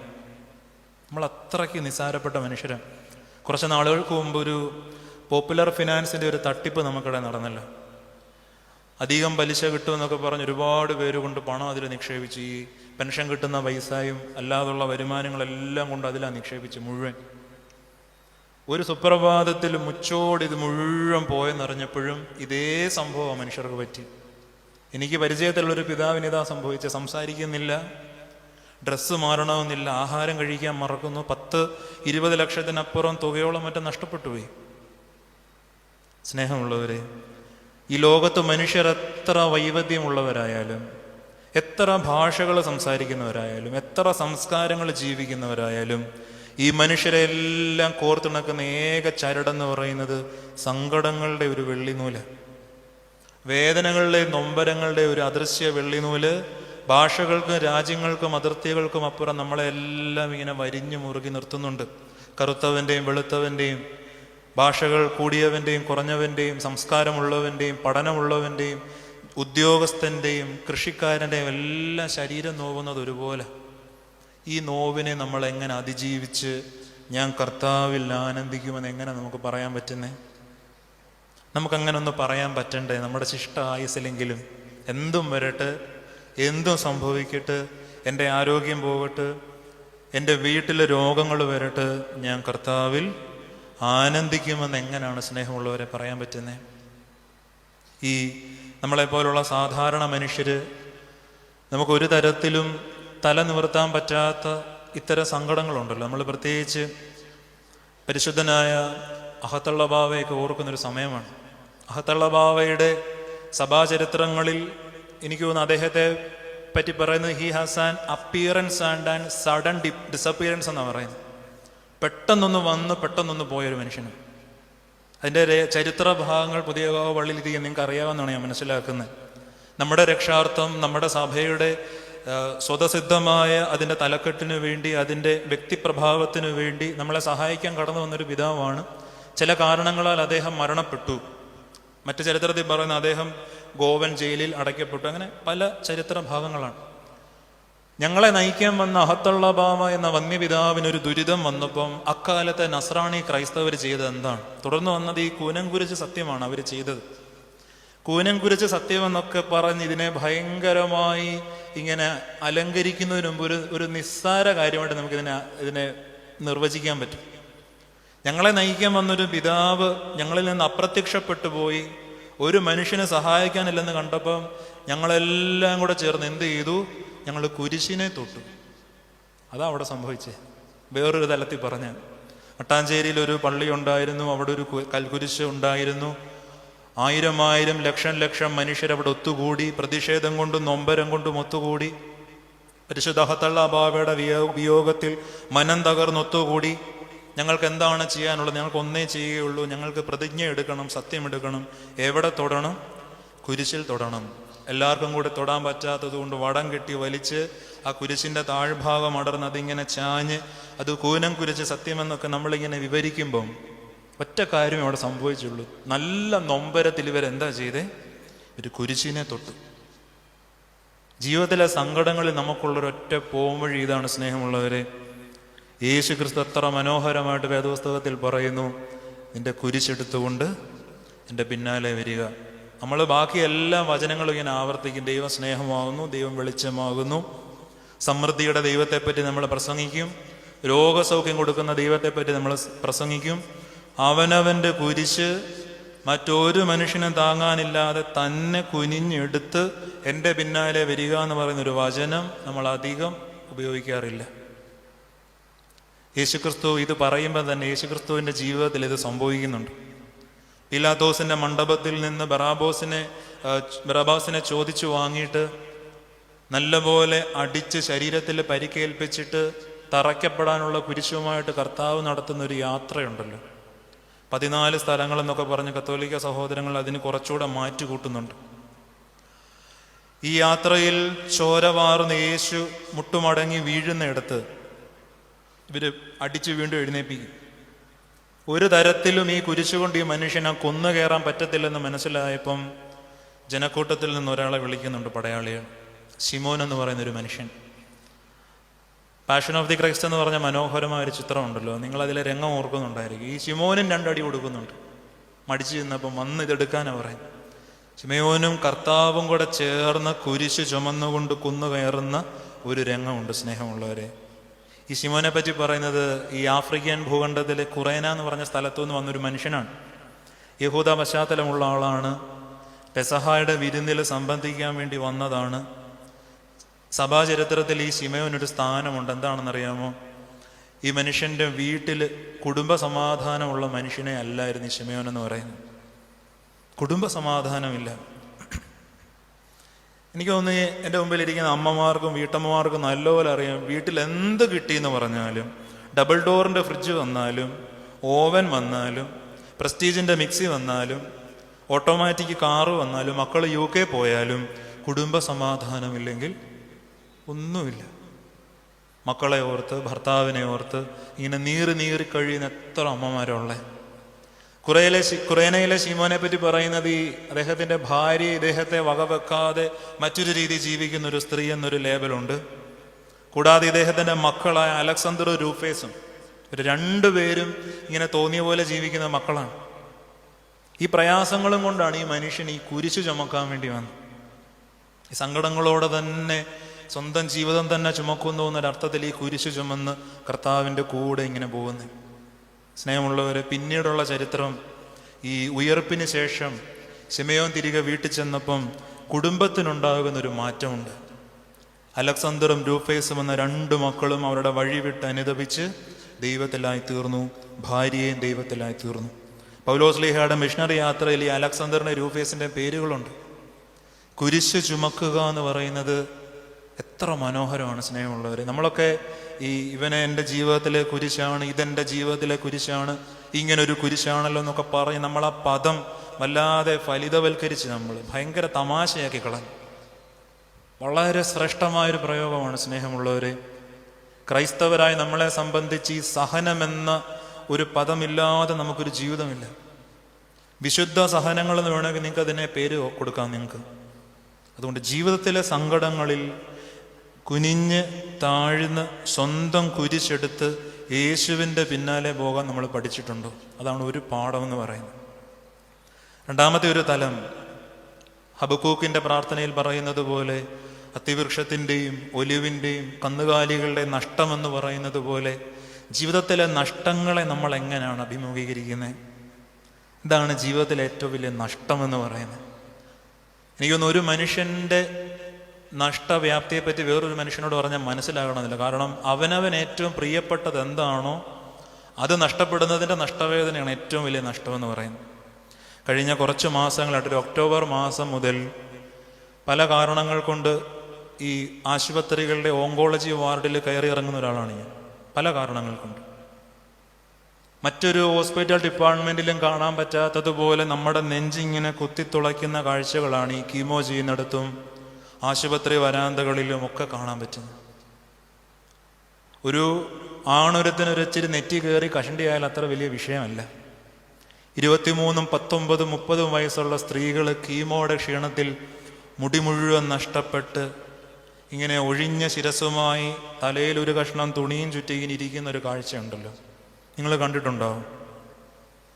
പറഞ്ഞു വരുമ്പം ഇത്രറ്റം വരുന്ന കുറച്ച് മുടിയല്ലേടി നിനക്ക് പോയെന്ന് പറഞ്ഞാലും ഒരു പെണ്ണിന് അവളുടെ മുടി എന്താണ്?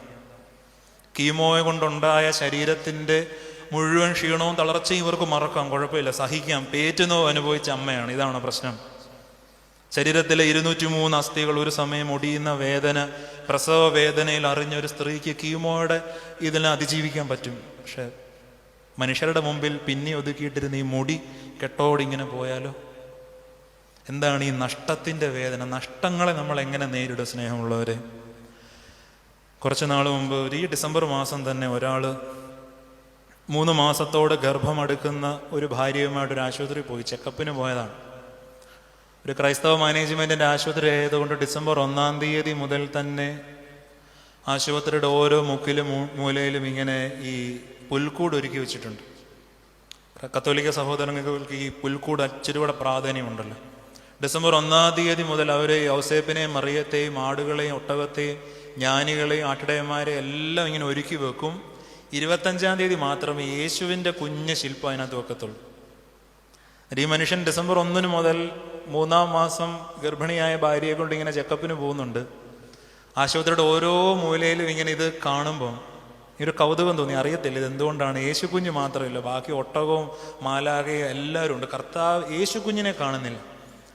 ചെക്കപ്പിൻ്റെ ഇടയ്ക്ക് കൗതുകത്തോടെ അവിടുത്തെ തന്നെ ഒരു സ്റ്റാഫിനോട് ചോദിച്ചാൽ പറഞ്ഞു, ചേട്ടാ ഇത് പല കാരണങ്ങളും, ഒന്ന് ഇത് ഈ ഡിസംബർ 25-നെ വെക്കത്തുള്ളൂ, വേറൊരു കാരണം വേണം നമുക്ക് ഊഹിക്കാവുന്ന, എത്രയോ അമ്മമാരാണ് മക്കളില്ലാതെ ഇവിടുന്ന് കടന്നു പോകുന്നത്. അവർക്കൊരാശ്വാസത്തിന് വേണ്ടി വെച്ചതായിരിക്കും. അവർക്ക് ഇതിലോട്ട് നോക്കുമ്പോൾ ഒരു സന്തോഷം കിട്ടണമല്ലോ. അത് കാര്യമാക്കിയില്ല.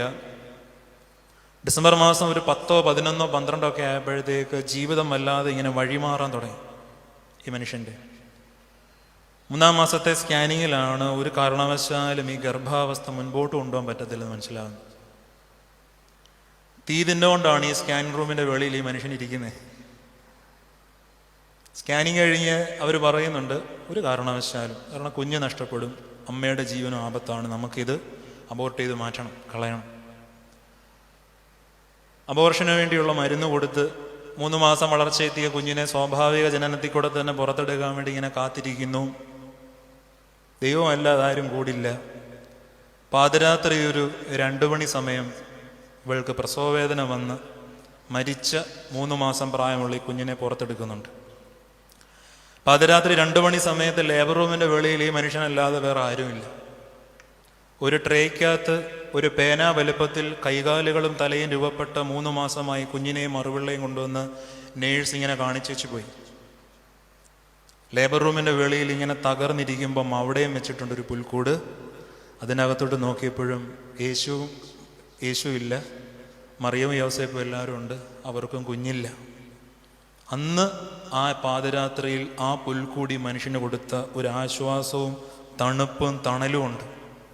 എനിക്കില്ലാത്തത് നിങ്ങൾക്കും ഇല്ലല്ലോ, സ്തോത്രമെന്ന് പറഞ്ഞുകൊണ്ട് മുറിയിലേക്ക് പോയി. സ്നേഹമുള്ളവരെ, ജീവിതത്തിലെ നഷ്ടങ്ങളിൽ നിങ്ങൾക്ക് എപ്പോഴാണ് നന്ദി പറയാൻ പറ്റുന്നതെന്നറിയാമോ? ആ നഷ്ടവേദനകളെ കർത്താവിൻ്റെ ദുഃഖവുമായിട്ട് ചേർത്ത് വെക്കുമ്പോഴാണ്. അങ്ങനെ വേദനകളിൽ നന്ദി പറയാൻ പരിശീലിപ്പിക്കപ്പെട്ടവരും ജീവിക്കേണ്ടവരോ നമ്മളെല്ലാം. വളരെ എന്താ പറയണ്ടേ, അവിചാരിതമെന്നോ അത്ഭുതമെന്നോ തോന്നുന്ന കാര്യങ്ങൾ ഈ വേദപുസ്തകത്തിലുണ്ട്. തടവിൽ കിടക്കുമ്പം പാട്ടുപാടുന്നു, കാലിൽ ചെങ്ങലയിട്ട് കിടക്കുമ്പോൾ ദൈവത്തെ സ്തുതിക്കുന്നു, കാരാഗ്രഹത്തിൽ വെച്ച് കൈയടിച്ച് കർത്താവിനെ ആരാധിക്കുന്നു. പഴയ നിയമത്തിൽ മർത്തശ്മൂനി എന്ന് പറയുന്ന ഒരു സ്ത്രീ ഉണ്ടല്ലോ, 7 മക്കളാണ്. പന്നിമാംസം തിന്നുന്നില്ല എന്ന ഏക കാരണത്താൽ മക്കാബരുടെ പുസ്തകത്തിൽ നമ്മൾ വായിക്കുന്നതാണ്, ഈ അമ്മയും 7 മക്കളെയും തൊലി ഇരിച്ചിട്ട് തിളച്ച എണ്ണയിലിട്ടാണ് കൊല്ലുന്നത്. 2 വയസ്സ് മുതൽ 14, 16 വയസ്സ് വരെയുള്ള മക്കളുടെ ഒരു നിരയാണ് 7 മക്കൾ. ഈ 7 മക്കളോടും ഈ അമ്മ പറയുന്നുണ്ട്, നിങ്ങൾ ധൈര്യമായി മരണത്തിന് കീഴടങ്ങുക, നമുക്ക് ആ ലോകത്ത് വെച്ച് കാണാം. പഴയ നിയമകാലത്ത് ഒരു അമ്മ മക്കളോട് പറഞ്ഞതാണ്. എന്തൊരു വിചിത്രമാണ്. ഏതെങ്കിലും ഒരു വിശുദ്ധനെ നിങ്ങൾക്ക് സങ്കടങ്ങളില്ലാതെ കാണാൻ പറ്റുമോ? വളരെ സമാധാനത്തോടെ ജീവിതത്തിൽ നിന്ന് കടന്നുപോയ ഏതെങ്കിലും ഒരു വിശുദ്ധന്റെ പേര് വരുമോ? നിങ്ങൾ 12 അപ്പോസ്തലന്മാരുടെ ജീവിതം എടുത്തു നോക്കിക്കോ. മത്തായി ശ്ലീഹ വിശുദ്ധ ബലി അർപ്പിക്കുന്ന സമയം പിന്നിൽ നിന്ന് കുന്തം കൊണ്ട് കുത്തേറ്റ് മരണപ്പെട്ടു എന്ന് അദ്ദേഹത്തിന്റെ ഒരു പശ്ചാത്തലം പറയുന്നു. മാർത്തോമ ശ്ലീഹായും അങ്ങനെ തന്നെ മരണപ്പെട്ടു. കാലുകൾ വലിച്ച് കീറപ്പെട്ട് ശരീരം 2ആയി മരണപ്പെട്ടു പോയ ശ്ലീഹന്മാര്. ഇത് എത്ര പരിശുദ്ധന്മാർ, എത്ര സഹോദരന്മാരുടെ ഒരു നിര നമ്മുടെ സഭയിലുണ്ട്. അദൃശ്യമായൊരു സമൂഹം നമ്മളെ ചുറ്റി നിൽക്കുന്നുണ്ട്. അവരെങ്ങനെയാണ് ഈ വേദനയെ അതിജീവിച്ച സ്നേഹമുള്ളവരെ? നഷ്ടങ്ങളിൽ ആ നഷ്ടവേദനകളെ കർത്താവിൻ്റെ നൊമ്പരത്തോട് ചേർത്ത് വെക്കാൻ അവർക്ക് പറ്റുന്നുണ്ട്. അങ്ങനൊരു വായന, സുവിശേഷ വായന നമുക്ക് വേണം എൻ്റെ സ്നേഹമുള്ള അമ്മമാരെ. കാരണം കുരിശിനെ പറ്റി പറയുന്നത്, നിങ്ങൾ അനുഭവിക്കാത്ത ഒരു ദുഃഖവും നിങ്ങൾക്ക് കുരിശിൽ കാണാൻ പറ്റത്തില്ല. ഒരു സ്ത്രീ ആയിക്കൊള്ളട്ടെ, ഒരു പുരുഷനായിക്കൊള്ളട്ടെ, നീ അനുഭവിക്കുന്ന തിക്താനുഭവങ്ങൾ, നീ കടന്നുപോയ നൊമ്പരങ്ങൾ, നിന്റെ അവഗണനകൾ, നിന്റെ ശാരീരിക വേദനകൾ എല്ലാം എവിടെ കാണാൻ പറ്റും? കുരിശിൽ കാണാൻ പറ്റും. അതാണ് ഈ വലിയ നോമ്പിൻ്റെ സമയത്ത് അതിൻ്റെ പാതി ഭാഗത്തോടെടുക്കുമ്പം വളരെ ഉയരത്തിൽ നടുവിലായി ശ്ലീബ നമ്മളിങ്ങനെ നാട്ടും. പള്ളിയുടെ ഏത് കോണി നിന്നാലും ഈ കുരിശ് കാണാൻ പറ്റണം. അതൊരു ബലമാണ് സ്നേഹമുള്ളത്. അതാണ് ഈ ബലം എന്ന് പറയുന്നത്. പക്ഷെ എത്ര പേര് ഈ ബലത്തിൽ മുൻപോട്ട് പോകുന്നു എന്നുള്ളതാണ്. ഹബക്കൂക്ക് പ്രവാചകൻ കർത്താവിൽ നിന്ന് ഓടി അകലാൻ തയ്യാറായ ഒരു ജനതയുടെ മുമ്പിൽ ധൈര്യത്തോടെ പറയുകയാണിത്. നിങ്ങൾ ആ വചനം വായിക്കും പറയും, ഇത് കേവലം ഒരു സംസാരം മാത്രമല്ല. ഉടമ്പടി എന്ന് പറയുന്ന ഒരു വാക്ക് നിങ്ങൾക്ക് നല്ല പരിചയമുണ്ടെന്ന് എനിക്കറിയാവുന്ന ഒരു വാക്കോടെ പറയാൻ നിങ്ങൾക്ക് മനസ്സിലാവും. കൃപാസനം അറിയാമല്ലോ അല്ലേ? അറിയാം. കൃപാസനമായിട്ട് ബന്ധപ്പെട്ടാണ് പലരും ഈ ഉടമ്പടി എന്നൊരു വാക്ക് ഇങ്ങനെ ഭയങ്കരമായിട്ട് ഇങ്ങനെ കൊണ്ടുവരുന്നത്. ജീവിതത്തിൽ ഉടമ്പടി എടുത്തത് ഈ മാമോദിസ തൊട്ടിയിലാണെന്ന് അറിയാവുന്നവർ അവിടെ പോകത്തില്ല കേട്ടോ. ഞാൻ അതിലേക്ക് കടക്കുന്നില്ല. ഒരൊറ്റ ഉടമ്പടിയെ ദൈവമായിട്ട് എടുത്തിട്ടുള്ളൂ. അത് ഈ മാമോദിസ തൊട്ടിയിൽ എടുത്ത ഉടമ്പടിയാണ്. ഹബക്കൂക്ക് പ്രവാചകൻ ഉടമ്പടിയാണ് എടുത്തത്. ഹബക്കൂക്ക് പ്രവാചകൻ ശരിക്കും അക്ഷരാർത്ഥത്തിൽ ഒരു വ്രതമാണ് എടുത്തത് ദൈവസന്നിധിയിൽ. വെറുതെ ഒരു പാഴ്വാക്ക് പറയുകയല്ല. എൻ്റെ അത്തിവൃക്ഷം കായ്ക്കാതിരിക്കട്ടെ, എൻ്റെ അന്നം മുടങ്ങട്ട്, സകലവും നശിക്കട്ടെ, കർത്താവേ ഞാൻ എന്ത് ചെയ്യും? ഞാൻ നിന്നിൽ ആനന്ദിക്കും. അവിടെ പറയുന്നത് I will rejoice in the Lord എന്ന്. റിജോയ്സ് എന്ന് പറയുന്നൊരു വാക്കാണ്. ഫിലിപ്പിയ ലേഖനം 4-ാം അധ്യായം 4-ാം വാക്യത്തിൽ പൗലോസ്ലീഹ ഇത് പറയുന്നുണ്ട്, rejoice in the Lord always. I M again saying you rejoice in the Lord. കർത്താവിൽ എപ്പോഴും സന്തോഷിപ്പീൻ. ഞാൻ വീണ്ടും വീണ്ടും നിങ്ങളോട് പറയുന്നു, കർത്താവിൽ സന്തോഷിപ്പീൻ. ജയിലിൽ കിടക്കുമ്പം പറയുന്നത് കേട്ടോ. ഉച്ചയ്ക്ക് ഊണ് കഴിഞ്ഞ് 2 മുന്തിരിങ്ങയൊക്കെ കഴിച്ച് കാല് നീട്ടി വയ്ക്കുമ്പം എഴുതുന്ന എഴുത്തല്ല.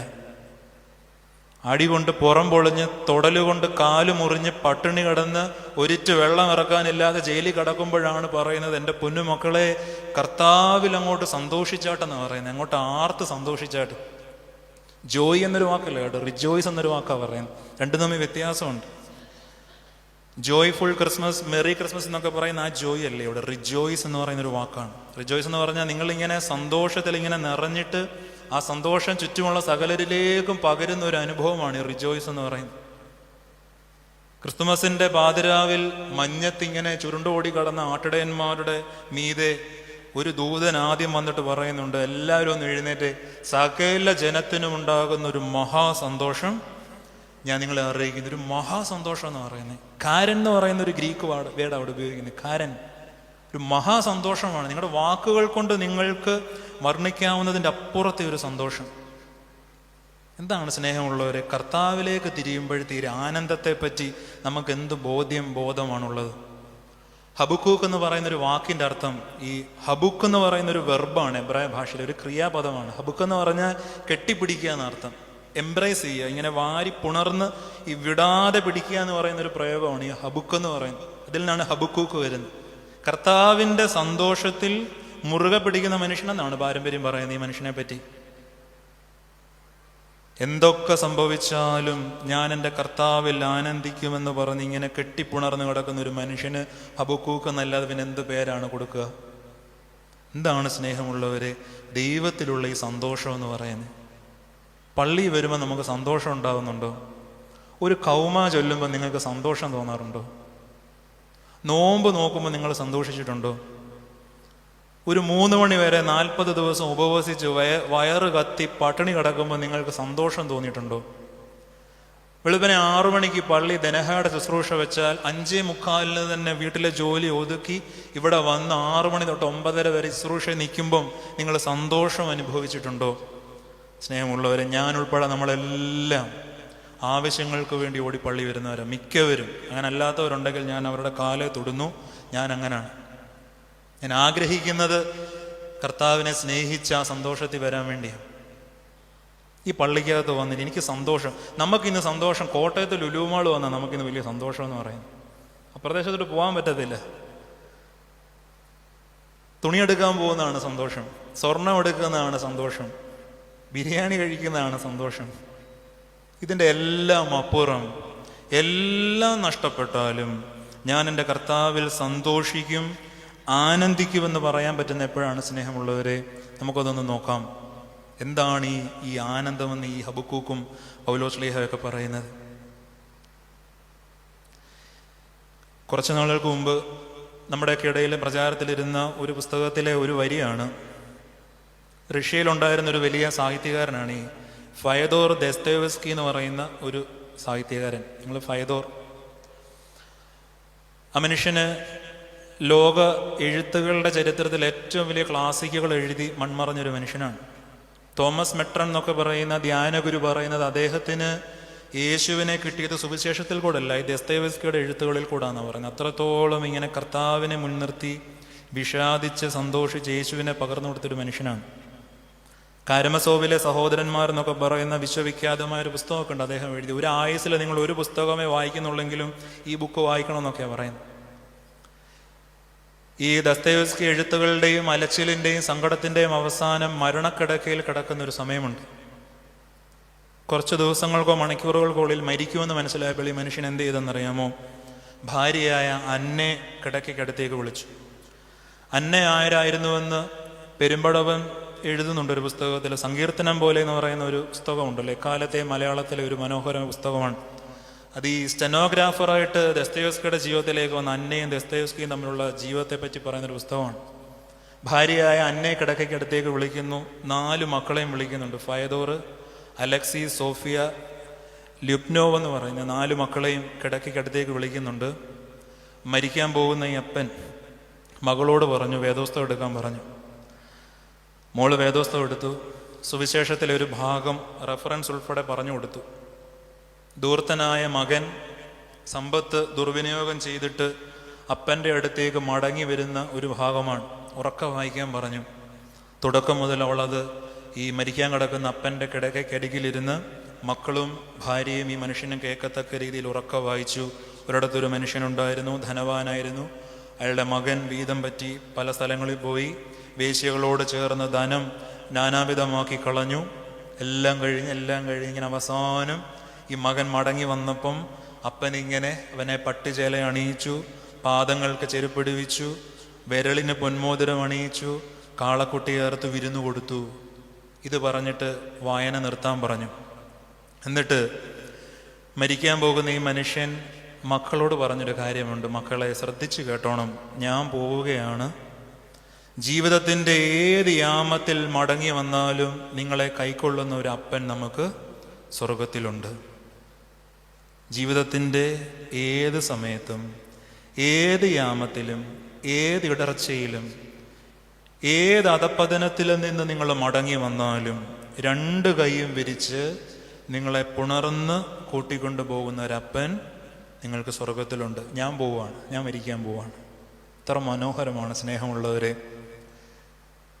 ഈ അത്തിമരങ്ങളും ഈ സമ്പത്തുമെല്ലാം നശിച്ചാലും ഞാൻ കർത്താവിൽ ആനന്ദിക്കുമെന്ന് പറഞ്ഞാൽ ദൈവത്തിലുള്ള ആനന്ദത്തിൻ്റെ ഒന്നാമത്തെ തലം ഇതാണ്. നിങ്ങൾക്ക് ഏത് നിമിഷവും കർത്താവിലേക്ക് തിരിഞ്ഞു വരാം. ഈ പള്ളിക്കുള്ളിൽ വെച്ച് നിങ്ങൾക്ക് തിരിയാം ദൈവത്തിലേക്ക്. മനസ്സോടെ നിങ്ങളുടെ കഴിഞ്ഞ ജീവിതത്തെ ഒരു വസ്ത്രം പോലെ ഉരിഞ്ഞു വെച്ചിട്ട് നിങ്ങൾക്ക് ദൈവത്തിലേക്ക് തിരിയാം. എത്ര ഉപമകളാണ് കർത്താവ് അതിനുവേണ്ടി വേദപുസ്തകത്തിൽ പറഞ്ഞിരിക്കുന്നത്. 3-ാം മണിക്കും 6-ാം മണിക്കും 9-ാം മണിക്കും വന്ന ജോലിക്കാരുടെ ഉപമയുണ്ടല്ലോ. പകലത്തെ വെയിൽ മുഴുവൻ കൊണ്ടവർക്കും അന്തിയിൽ വെയിലാറി വന്നവർക്കും ഒരേ കൂലി കൊടുത്തപ്പോഴും പറഞ്ഞു, നിനക്ക് തന്നതുപോലെ ഇവനും കൊടുക്കാൻ എനിക്ക് മനസ്സാണ്. ഏത് യാമത്തിലും നമ്മളെ സ്നേഹിക്കുന്ന അളവറ്റ സ്നേഹത്തിലേക്ക് നമുക്ക് മടങ്ങി വരാനൊരു ക്ഷണമുണ്ട് സ്നേഹമുള്ളവരെ. കുമ്പസാരമൊക്കെ എത്ര മനോഹരമായ പദമാണെന്നറിയാമോ? കുമ്പസാരം, കുമ്പസാരക്കൂട്, കുമ്പസാര ഇടം എന്നൊക്കെ പറയുന്നത്. മലയാളത്തിൻ്റെ എഴുത്തുകാരനായ ഒരു മനുഷ്യൻ MT വാസുദേവൻ നായർ കഴിഞ്ഞ ദിവസങ്ങളിൽ കടന്നുപോയല്ലോ. അദ്ദേഹത്തിൻ്റെ ഒരു പുസ്തകത്തിൽ ഒരു ചെറിയ വരിയിൽ അദ്ദേഹം ഒരു കുഞ്ഞു വിലാപം, സങ്കടം പങ്കുവെക്കുന്നുണ്ട്. അമ്പലങ്ങളിൽ കൂടെ കുമ്പസാരക്കൂടുണ്ടായിരുന്നുവെങ്കിൽ, തൊഴുതിറങ്ങുന്ന ക്ഷേത്ര പരിസരങ്ങളിൽ കൂടെ കുമ്പസാരക്കൂടുണ്ടായിരുന്നെങ്കിൽ എത്ര നല്ലതായിരുന്നു. ഈ ഉള്ളി ചുമന്നുകൊണ്ട് നടക്കുന്നത് എവിടെയെങ്കിലും ഒന്ന് കൊണ്ടിറക്കണ്ടേ? ഭർത്താവിനോട് പറയാൻ പറ്റുന്നില്ല, ഭാര്യയോട് പറയാൻ പറ്റുന്നില്ല, പറഞ്ഞിട്ടും മനസ്സിലാകുന്നില്ല. ഒരു മനുഷ്യനും ഇല്ല, ഇത് എവിടെയെങ്കിലും ഇറക്കണ്ടേ? വെറുതെ നിങ്ങളുടെ പാപത്തിൻ്റെ കെട്ടഴിക്കുന്ന ഇടമാണെന്ന് മാത്രം നിങ്ങൾ തെറ്റിദ്ധരിക്കരുത്. അതുകൊണ്ടാണ് കുമ്പസാരിക്കാം അച്ഛൻ പള്ളി പറയുമ്പോൾ, അല്ലെ സ്നേഹിക്കുന്നവർ പറയുമ്പോൾ നിങ്ങൾ ഈ പാപത്തിൻ്റെ ലിസ്റ്റ് ഇങ്ങനെ ചിന്തിക്കുന്നത്. അതുകൊണ്ട് കുർബാനക്രമത്തിൽ ആ പാപങ്ങളുടെ പട്ടികയൊക്കെ എടുത്ത് ഇങ്ങനെ വായിച്ചു നോക്കുമല്ലോ, നമ്മളിൽ ഉള്ളതും ഇല്ലാത്തതും കാര്യങ്ങൾ അതിൽ കൂടെ ഒരു പടി കൂടെ കടന്നതാണ് കേട്ടോ. പൗരസ്ത്യ ചിന്തയിൽ പൗരസ്ത്യ പുരോഹിതന്മാരുടെ കറുത്ത കുപ്പായത്തിൻ്റെ അഗ്രത്തിന് ഇങ്ങനെ ഒരു നീളമുണ്ട്. അതിനെപ്പറ്റി പറയുന്നത്, ഈ കുമ്പസാരിച്ച് കരയുന്ന മനുഷ്യർ അവരുടെ തലയിൽ ഈ പുരോഹിതൻ കൈവെക്കുമ്പോൾ ഇങ്ങനെ കണ്ണീരൊപ്പാൻ ഈ വസ്ത്രത്തിൻ്റെ അഗ്രം ഉപയോഗിച്ചു എന്ന് പറയുന്നൊരു തലം. എത്രത്തോളം മനോഹരമാണ് ഈ കുമ്പസാരം എന്ന് പറയുന്നത്. നിങ്ങൾക്ക് ഓരോ നിമിഷവും മടങ്ങി വരാൻ കർത്താവ് ഒരുക്കിയ ഇടമാണ്. നമ്മളതിനെ ആണ്ടുകുമ്പസാരം എന്നൊക്കെ പറഞ്ഞ് തരം താഴ്ത്തി കളഞ്ഞ. ആണ്ടുകുമ്പസാരം എന്നൊരു കുമ്പസാരമല്ല, അത് പൊതുയോഗത്തിൽ കയറാനുള്ള മെമ്പർഷിപ്പ് പരിപാടി മാത്രമാണ് സ്നേഹമുള്ളവരെ. നിങ്ങളുടെ സങ്കടങ്ങളെ പകർന്നു വെക്കുന്ന ഇടമാണ്. ഓരോ നിമിഷവും ഇങ്ങനെ മടങ്ങി വരുമ്പോഴെങ്ങനെയാണ് ആനന്ദം കിട്ടുന്നേ? വേദപുസ്തകത്തിൽ കർത്താവ് പറയുന്നുണ്ടല്ലോ, ഈ മുടയനായ ഈ ധൂർത്ത പുത്രൻ ഇങ്ങനെ കടന്നു വരുമ്പോൾ ആ വീട്ടിൽ എന്തൊരു സന്തോഷമാണ്. ഇത്രമാത്രം സന്തോഷിക്കാനുണ്ടോ അതിനകത്ത്? അപ്പനെ നോക്കി, അപ്പനെ ശുശ്രൂഷിച്ച് വീട്ടുകാരെ നോക്കി നടക്കുന്ന മൂത്ത മോൻ വന്നപ്പം വീട്ടിൽ ഭയങ്കര സന്തോഷം. ഇന്നവരെ കാണാത്ത സന്തോഷമാണ് വീട്ടിൽ. എന്താ കാര്യം ചോദിച്ചപ്പോൾ, നിന്റെ ആ വഴിപിഴച്ച് നടന്നെന്ന് പറഞ്ഞാൽ മോനില്ല, അവൻ മടങ്ങി വന്നു. ചേട്ടാ, അതിനിത്ര സന്തോഷിക്കാൻ, 2 അടി കൊടുത്ത് അവനെ ഓടിക്കാനുള്ളതിന് ഇത്ര സന്തോഷിക്കാനുണ്ടോ?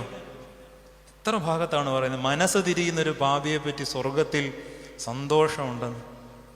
അനുതപിക്കുന്നവൻ്റെ സന്തോഷം ഈ ദൈവത്തിൻ്റെ സന്തോഷമാണ് സ്നേഹമുള്ളവരെ.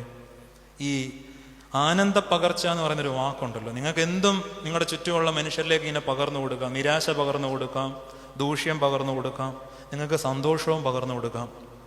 നിങ്ങളൊക്കെ വിവാഹം കഴിച്ച് നിങ്ങളെല്ലാവരും പുതിയകാവുകാരാണെന്ന് എനിക്ക് ഉറപ്പുണ്ട്. നിങ്ങൾ ഇവിടെ ഉള്ളവരല്ല, നിങ്ങൾ പലയിടങ്ങളിൽ നിന്ന് വിവാഹം കഴിച്ച് ഈ പ്രദേശത്തേക്കൊക്കെ വന്നവരാണ്. നിങ്ങളുടെ ഒരു വീടുണ്ടല്ലോ, നിങ്ങളുടെ ഒരു അമ്മ ഇപ്പോഴും ഉണ്ടെങ്കിൽ നിശ്ചയമായിട്ടും അവർക്ക് പ്രായമായി കിടപ്പാണെങ്കിൽ പോലും നിങ്ങളുടെ വീട്ടിലെ 100 കൂട്ടം പരാധീനതയ്ക്കിടയിൽ മക്കളുടെ പ്രയാസങ്ങൾ, ഭർത്താവിൽ നിന്നുള്ള തിക്താനുഭവങ്ങൾ, കുടുംബത്തിലെ ചെറിയ ചെറിയ ഈ സ്വരച്ചേർച്ച, ഇതിൽ നിന്നെല്ലാം നിങ്ങൾ ഇടയ്ക്ക് നിങ്ങളുടെ ഭർത്താവിനോട് പറഞ്ഞു, ഞാൻ ഒന്ന് വീട് വരെ പോയിട്ട് വരാം. അങ്ങനെ ബസ് പിടിച്ച് നിങ്ങളുടെ വീട്ടിൽ പോകും. നിങ്ങളുടെ അമ്മ കിടപ്പാണ്, ഒരു വാക്കുപോലും മിണ്ടാൻ പറ്റാതെ കിടപ്പാണ്. മരുന്നുകളുടെയും കഷായത്തിൻ്റെയും മണമുള്ള മുറിയിൽ നിങ്ങൾ ആ കിടക്കയുടെ അടുത്ത് പോയിരുന്ന് ചുക്കി ചുളിഞ്ഞൊട്ടിയ അമ്മയുടെ കൈ എടുത്ത് ഇങ്ങനെ കൈ പിടിച്ചിട്ട് ഇങ്ങനെ കുറച്ചു നേരം നിങ്ങളുടെ വിഷമങ്ങളൊക്കെ പറയുന്ന വഴിക്ക് ഈ കിടക്കുന്ന കിടപ്പിൽ അമ്മയുടെ കണ്ണ് നിറയുന്നുണ്ട്, ഒരു കൈ കൊണ്ട് ഇങ്ങനെ മെല്ലെ തലോടുന്നുണ്ട്, സംസാരിക്കാനാവതില്ല. എന്നിട്ടും വൈകുന്നേരം നിങ്ങൾ തിരിച്ച് നിങ്ങളുടെ വീട്ടിലേക്ക് പോകുമ്പം നിങ്ങൾ വന്ന ആളല്ല മടങ്ങിപ്പോകുന്നത്. അപ്പൻ്റെയും അമ്മയുടെ അടുത്ത് നിന്ന് കിട്ടുന്ന ഒരു ആശ്വാസ പകർച്ച, ഒരു ആനന്ദ പകർച്ചയുണ്ട് സ്നേഹമുള്ളവർ. പണ്ടൊരു പെൺകുട്ടി അവളുടെ അപ്പനെ ഓർമ്മിച്ചെടുക്കുന്നത് എങ്ങനെയാണെന്നറിയാമോ? ഒരു മുസ്ലിം കുട്ടിയാണ്, ഒരു ഉമ്മച്ചിക്കുട്ടിയാണ്. അവളിങ്ങനെ കല്യാണം കഴിഞ്ഞ് ഭർത്താവുമായിട്ട് ഇങ്ങനെ വിരുന്നിന് പോവാം വീടുകളിൽ. അന്നേരം ചില വീടുകളിൽ ഈ അപ്പനെയും അമ്മയും കൂടെ വിളിക്കും, ഇവരുടെ മാതാപിതാക്കളെ കൂടെ വിളിക്കും. ഇങ്ങനെ മാതാപിതാക്കൾ ഉൾപ്പെടെ പുതിയ പുയ്യാപ്പിളയുമായിട്ട് കെട്ടിയവനുമായിട്ട് ഇങ്ങനെ വീട്ടിൽ വിരുന്നുണ്ണാൻ ചെന്നപ്പോൾ ഒരു വീട്ടിൽ ഇങ്ങനെ വിളമ്പിയത് ഈ ഞണ്ടിനെ പാകം വെച്ചാൽ കൊടുത്ത്. ഞണ്ടൊന്നും എല്ലാവർക്കും കഴിക്കാൻ പറ്റുന്നതെന്നല്ല, അതൊരു രീതിയാണ്. ഇതിങ്ങനെ പൊട്ടിച്ച് തോട് പൊട്ടിച്ചെടുക്കണം, അതിൻ്റെ ഉള്ളിൽ നിന്ന് ആ രുചികരമായ മാംസം എടുക്കണം. എത്ര ശ്രമിച്ചിട്ട് ഈ പെൺകുട്ടിക്ക് ഇത് പറ്റുന്നില്ല. ഭർത്താവും അവന് കിട്ടിയത് ഇങ്ങനെ കഴിക്കുന്നു, ശ്രദ്ധിക്കുന്നില്ലെന്ന് തോന്നുന്നു. അപ്പൻ ഇത് ശ്രദ്ധിച്ചു. അപ്പം കഴിപ്പ് നിർത്തി മോളുടെ അടുക്ക വന്ന് ഇങ്ങനെ പാത്രം മേടിച്ച് ഞണ്ടിൻ്റെ ഓരോ ഭാഗങ്ങൾ ഇങ്ങനെ തോട് പൊട്ടിച്ച് മാംസളമായ ഭാഗം എടുത്ത് ഇങ്ങനെ കൊടുത്തുകൊണ്ടിരുന്നു. ആ എഴുത്തിൻ്റെ അവസാനം ഈ പെൺകുട്ടി പറഞ്ഞത് ഇതാണ് അപ്പൻ. ജീവിതത്തിലെ എല്ലാ ദുരനുഭവങ്ങളുടെയും കഠിന പുറന്തോട് ഇങ്ങനെ പൊട്ടിച്ച് പൊട്ടിച്ച് പൊട്ടിച്ച് ഉള്ളിൽ നിന്ന് ഇങ്ങനെ സ്നേഹം ഇങ്ങനെ തന്നുകൊണ്ടിരിക്കുന്ന ഒരപ്പൻ. അപ്പൻ്റെ അമ്മയുടെ അടുക്ക ചെല്ലുമ്പോൾ ഈ ഒരു ആനന്ദ പകർച്ച നമുക്ക് സംഭവിക്കുന്നുണ്ട്. കുംഭസാരത്തിലും അനുതാപത്തിലും ഇതാണ് സ്നേഹമുള്ളവരെ സംഭവിക്കുന്നത്. 99 ആടിനെയും വിട്ടിട്ട് മുൾപ്പടർപ്പിൻ്റെ ഇടയിൽ ഈ ഇടയൻ പോയി ഒരു ആടിനെ എടുക്കുന്നുണ്ട്. ഒരുപാട് വ്യാഖ്യാനങ്ങളുണ്ട്. എന്തുകൊണ്ടാണ് 100 പേരിൽ നിന്ന് ഈ ഒരു ആട് ഒറ്റയ്ക്കായി പോയെ? ഒത്തിരി മനുഷ്യർ നമ്മുടെ സമൂഹത്തിൽ ഒറ്റയ്ക്കാവുന്നുണ്ട് കേട്ടോ. ഒറ്റയ്ക്ക് നടക്കുന്നവർ, ഒറ്റയ്ക്ക് ഇരിക്കുന്നവർ, ഒറ്റയ്ക്ക് കരയുന്നവർ, ഒറ്റയ്ക്ക് ജീവൻ ഒടുക്കുന്നവർ. എന്തുകൊണ്ടാണ് ഈ മനുഷ്യർ ഒറ്റയ്ക്കാവുന്നത് നമ്മൾ ചിന്തിക്കുന്നില്ല. ഈ കാണാതായ ആടിനെ പറ്റി ഉണ്ടായ ഒരുപാട് ഫാൻറ്റസി കഥകളിലും കവിതകളിലും ഒക്കെ പറയുന്ന കാരണങ്ങൾ ഒന്ന് പറയുന്നത് ഈ ആട്ടിൻകുട്ടിക്ക് ഒരു മുടന്തുണ്ടായിരുന്നു. ഇതിങ്ങനെ മറ്റാടുകളുടെ കൂടെ മുടന്തി നടന്നൊപ്പം എത്താൻ പറ്റാതെ വഴിതെറ്റിപ്പോയതാണെന്ന് പറയുന്നു. അതിന് സങ്കടങ്ങളുണ്ടായിരുന്നു എന്ന് പറയുന്നു. എന്തുമായിക്കൊള്ളട്ടെ, 99 അവിടെ വിട്ടേച്ച് അപ്പൻ വന്നു, ഇടയൻ വന്നു, ഇതിനിങ്ങനെ വാരിയെടുത്തു. ആ ഉപമയോട് ചേർത്താണ് ഈ സ്വർഗത്തിലെ സന്തോഷത്തെ പറ്റിയൊക്കെ പറയുന്നത്. ഇതിനെ ഇങ്ങനെ വാരിയെടുത്ത് നെഞ്ചത്തോട് ചേർത്ത് വെക്കുമ്പം ഈ ഇടയൻ അനുഭവിക്കുന്ന സന്തോഷ ആഹ്ലാദമാണ് ഈ ആട്ടിൻകുട്ടിയിലേക്ക് ഇങ്ങനെ പകരുന്നത്. ഇത് മാത്രമാണ് അനുതാപം എന്ന് പറഞ്ഞാൽ. അല്ല നിങ്ങൾ വേറൊന്നും. നമുക്കൊക്കെ ഒരു ചില മിഥ്യാധാരണ കടന്നുവരുണ്ട്. അനുദപിക്കണമെന്നൊക്കെ പറഞ്ഞാൽ ചാ കൊടുക്കുന്നു, വെണ്ണീർ വാരുന്നു, നിങ്ങൾ ഉപവസിക്കുന്നു, നിങ്ങൾ മുഴങ്കാലം ഒറ്റ വാക്ക് പറഞ്ഞ ദുരിതമാണെന്നൊരു ചിന്ത എങ്ങനെ കിടപ്പുണ്ട്. ഇതൊക്കെ നമ്മുടെ പിതാക്കന്മാർ അനുഷ്ഠിച്ചതാണ്. ഓക്കെ, അതാണ് വഴി, ആയിക്കോട്ടെ. പക്ഷെ അതിൻ്റെ വഴി അവസാനം അതല്ല. അനുതാപം ഒരു ഏറ്റവും മനോഹരമായൊരു പദമാണ് സ്നേഹമുള്ളവരെ.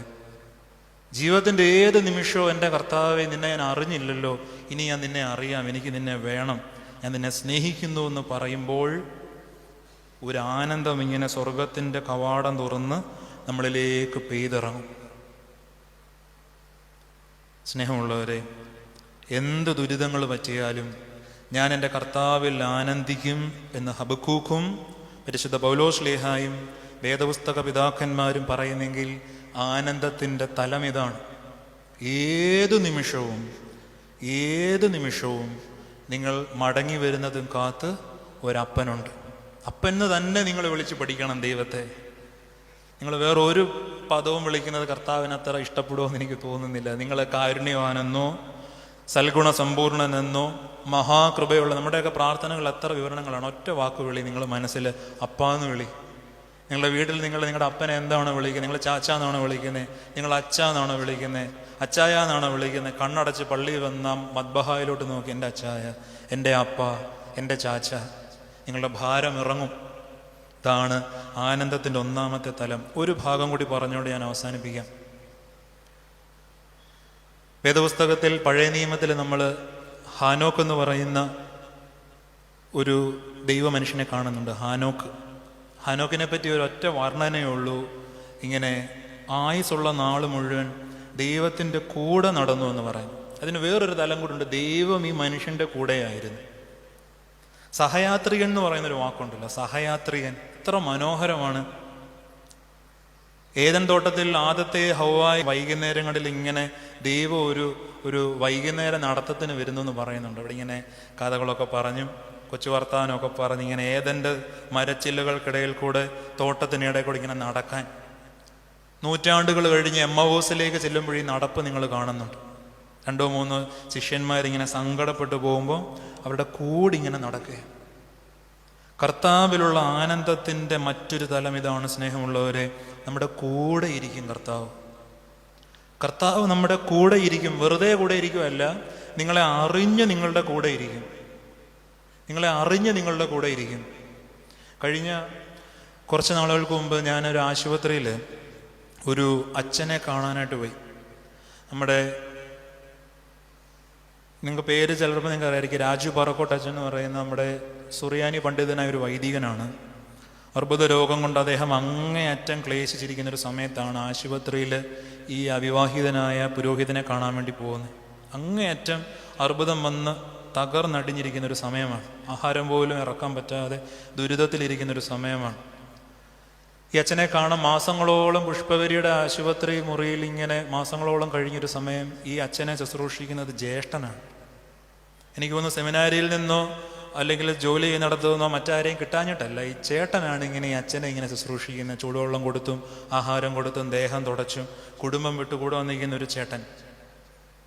ഈ അറിഞ്ഞു കൂടെ നിൽക്കുക എന്ന് പറയുന്നത് വളരെ വലിയൊരു കാര്യമാണ് സ്നേഹമുള്ളവരെ. നമ്മളും ഒന്ന് ആശുപത്രി കടന്നുപോയാൽ നമ്മൾ ആഗ്രഹിക്കുന്നത് നമ്മുടെ ഇഷ്ടങ്ങളും നമ്മുടെ രീതികളും അറിയാവുന്ന ഒരാൾ കൂടെ ഉണ്ടായിരുന്നെങ്കിൽ എന്നല്ലേ നമ്മൾ ആഗ്രഹിക്കുന്നത്. ഈ അറിഞ്ഞു കൂടെ ഇരിക്കുന്ന അവസ്ഥ, അതിൻ്റെ ആനന്ദം കർത്താവ് നമുക്ക് തരുന്നുണ്ട് സ്നേഹമുള്ളവരെ. ഇമ്മാനുവേൽ എന്നൊരു പദം വേദപുസ്തകത്തിൽ നമ്മൾ വായിക്കുന്നുണ്ടല്ലോ. പ്രവചനങ്ങളിൽ യേശുവിനെ പറ്റി പറയുമ്പം അവൻ ഇമ്മാനുവേൽ എന്ന് വിളിക്കപ്പെടും. ഇമ്മാനുവേൽ അവൻ്റെ സ്വഭാവമാണ്. എന്താണ് കർത്താവിൻ്റെ സ്വഭാവം? അവൻ കൂടെ ഇരിക്കുന്ന ദൈവമാണ്. നിങ്ങളുടെ കൂടെ ഇരിക്കും. കൂരിരുൾ താഴ്വരയിൽ കൂടെ നടന്നാലും ഞാൻ ഭയപ്പെടുകയില്ല, നീ എന്നോട് കൂടെ ഇരിക്കുന്നുവല്ലോ. കർത്താവ് ഇങ്ങനെ കൂരിരുളിൻ്റെ താഴ്വരയൊക്കെ നമ്മുടെ ജീവിതത്തിൽ വരും. വെള്ളമില്ലാതെ കണ്ണുനീരിൻ്റെ ഉപ്പ് ഇങ്ങനെ രുചിച്ച് കാലിൽ മുള്ളുകൊണ്ട് മുറിഞ്ഞ് ഒരു മനുഷ്യനും നമ്മളെ സഹായിക്കാനില്ലാതെ കാലിടറി തപ്പിത്തടഞ്ഞ് ഇങ്ങനെ കൂരിരുൾ താഴ്വരയിൽ കൂടെ നടന്നാലും ഞാൻ പേടിക്കത്തില്ല, കാരണം നീ എൻ്റെ കൂടെ ഇരിപ്പുണ്ട്. മുസ്ലിം സഹോദരങ്ങൾ 5 നേരം നിസ്കരിക്കാൻ വേണ്ടി പള്ളി ബാങ്ക് വിളിച്ച് പോകുമ്പം അവർക്കൊരു വിശ്വാസമുണ്ട്. ഒരു മനുഷ്യൻ്റെ കഴുത്തിലൂടെ ഓടുന്ന ഒരു പ്രധാനപ്പെട്ട ഞരമ്പുണ്ട്. ആ ഞരമ്പിനെക്കാട്ടിലും അടുത്താണ് അള്ളാഹു നിന്റെ ജീവിതത്തോട് പറ്റിയിരിക്കുന്നതെന്നൊരു പഠിപ്പിക്കൽ അവരുടെ പള്ളികളിൽ നടക്കാറുണ്ട്. നിസ്കരിക്കാൻ വരുന്ന മനുഷ്യരോട് അവർ പറഞ്ഞു കൊടുക്കുന്നതാണ്, നിന്റെ തലച്ചോറിനെയും ശരീരത്തെയും ബന്ധിപ്പിക്കുന്ന ഒരു പ്രധാന ഞരമ്പുണ്ടല്ലോ, രക്തക്കുഴൽ, അതിനെക്കാട്ടിലും പടച്ച തമ്പുരാൻ നിന്നോട് ചേർന്നിരിപ്പുണ്ട്. സ്നേഹമുള്ളവരെ, ഒരു മുടിനാര് പോലും ആകാശത്തിലെ അപ്പനറിയാതെ കൊഴിയത്തില്ലെന്ന് പറഞ്ഞാൽ ഈ ചീപ്പയെന്നൊക്കെ മുടി ഇങ്ങനെ ചുരുട്ടി എറിയുമ്പോൾ എന്തൊരു വിഷമോ. ഈ ഒരു തലം ജീവിതത്തിലുണ്ട്. ഞാൻ എൻ്റെ വാക്കുകൾ നിർത്തട്ടെ. ഈ കഴിഞ്ഞ ക്രിസ്മസ് കാലം, ഈ കഴിഞ്ഞ മഞ്ഞുകാലം എൻ്റെ ജീവിതത്തിൽ എനിക്ക് ബലം പകർന്ന ഒരു തിരുവചനമാണ് ഞാൻ എൻ്റെ അമ്മമാരോട് പറഞ്ഞു തന്നെ. ഹബക്കൂക്ക് പ്രവചനം 3-ാം അധ്യായം 17-ാം വാക്യം. അത്തിവൃക്ഷം പൂക്കുന്നില്ലെങ്കിലും, മുന്തിരിവള്ളി കായ്ക്കുന്നില്ലെങ്കിലും, ഒലിവ വൃക്ഷം ഫലം തരുന്നില്ലെങ്കിലും, വയലുകളിൽ ധാന്യം വിളയുന്നില്ലെങ്കിലും, ആലയിൽ ആടുകൾ അറ്റുപോയാലും, തൊഴുത്തിൽ പശുക്കളില്ലാതായാലും ഞാൻ കർത്താവിൽ ആനന്ദിക്കും. എന്തും എൻ്റെ ജീവിതത്തിൽ വരട്ടെ, എന്തും എൻ്റെ ജീവിതത്തിൽ സംഭവിക്കട്ടെ, ഞാൻ എൻ്റെ കർത്താവിൽ സന്തോഷിക്കും. അതിജീവിക്കാൻ കഴിയാത്ത സങ്കടങ്ങളോ മനസ്സിനിടർച്ച വരുത്തുന്ന പ്രയാസങ്ങളോ നഷ്ടങ്ങളോ നിങ്ങൾക്ക് വരട്ടെ, സാരമില്ലെന്ന് ഞാൻ പറഞ്ഞാൽ അച്ഛൻ എന്താ കുഴപ്പമോ നിങ്ങൾ ചിന്തിക്കരുത്. നിങ്ങൾ അനുഭവിക്കുന്ന, നിങ്ങൾ കുടിക്കുന്ന ദുഃഖത്തിൻ്റെ കാസ നിങ്ങളോട് ചേർന്ന് കുടിക്കുന്ന മനുഷ്യരാണ് ഞങ്ങൾ. ആ ദുഃഖത്തിൻ്റെ കാസ നുണഞ്ഞിറങ്ങിക്കൊണ്ടാണ് ഞാൻ പറയുന്നത്, എന്തു നഷ്ടവും ജീവിതത്തിൽ വരട്ടെ, ഞാൻ കർത്താവിൽ ആനന്ദിക്കും. എന്താണ് ഈ ആനന്ദത്തിൻ്റെ തലങ്ങൾ? മടങ്ങി വരുന്ന നിങ്ങളെ കാത്ത് ഒരു ദൈവമുണ്ട് ജീവിതത്തിൻ്റെ ഏത് നിമിഷവും. അതാണ് പറയുന്നത്, every saint has a past and every sinner has a future. എല്ലാ പുണ്യാളന്മാർക്കും ഒരു കഴിഞ്ഞ കാലം ഉണ്ടായിരുന്നു, എല്ലാ പാപിക്കും ഒരു വരും കാലമുണ്ട്. നിങ്ങളെടുക്കുന്ന തീരുമാനത്തിലാണ് നിങ്ങളുടെ ജീവിതം മാറ്റി എഴുതപ്പെടുന്നത്. സ്നേഹമുള്ളവരെ, ഏത് യാമത്തി മടങ്ങി വന്നാലും കരങ്ങൾ വിരിച്ചൊരപ്പൻ ഇവിടെ നിങ്ങളെ കാത്തിരിപ്പുണ്ട്. അതുപോലെ ഈ പള്ളി വിട്ടിറങ്ങുമ്പോഴും നിങ്ങൾ ചെരുപ്പിട്ട് ഈ വെയിലത്ത് നിങ്ങൾ എന്തൊക്കെയോ ചിന്തിച്ച് നിങ്ങളുടെ വീട്ടിലേക്ക് പോകുമ്പം എമ്മാവൂസിലെ സാധു മനുഷ്യരുടെ കൂടെ തോൾ ചേർന്ന് നടന്ന കർത്താവ് നിങ്ങളുടെ കൂടെയുണ്ട്. നിങ്ങളുടെ തോളോട് ചേർന്ന് വരുന്നുണ്ട്, നിങ്ങളുടെ വീട്ടിൽ വരുന്നുണ്ട്, നിങ്ങളോട് ഇവിടെ പാർക്കുന്നുണ്ട്. അതാണ് നമ്മുടെ വിശ്വാസം. അതുകൊണ്ട് എന്ത് സംഭവിച്ചാലും മരണത്തോളം ഞാൻ എൻ്റെ കർത്താവിൽ ആനന്ദിക്കും. അത് നമ്മുടെ വ്രതമാണ്, അത് നമ്മുടെ തീരുമാനമാണ്. ദൈവം നമ്മെ അനുഗ്രഹിക്കട്ടെ.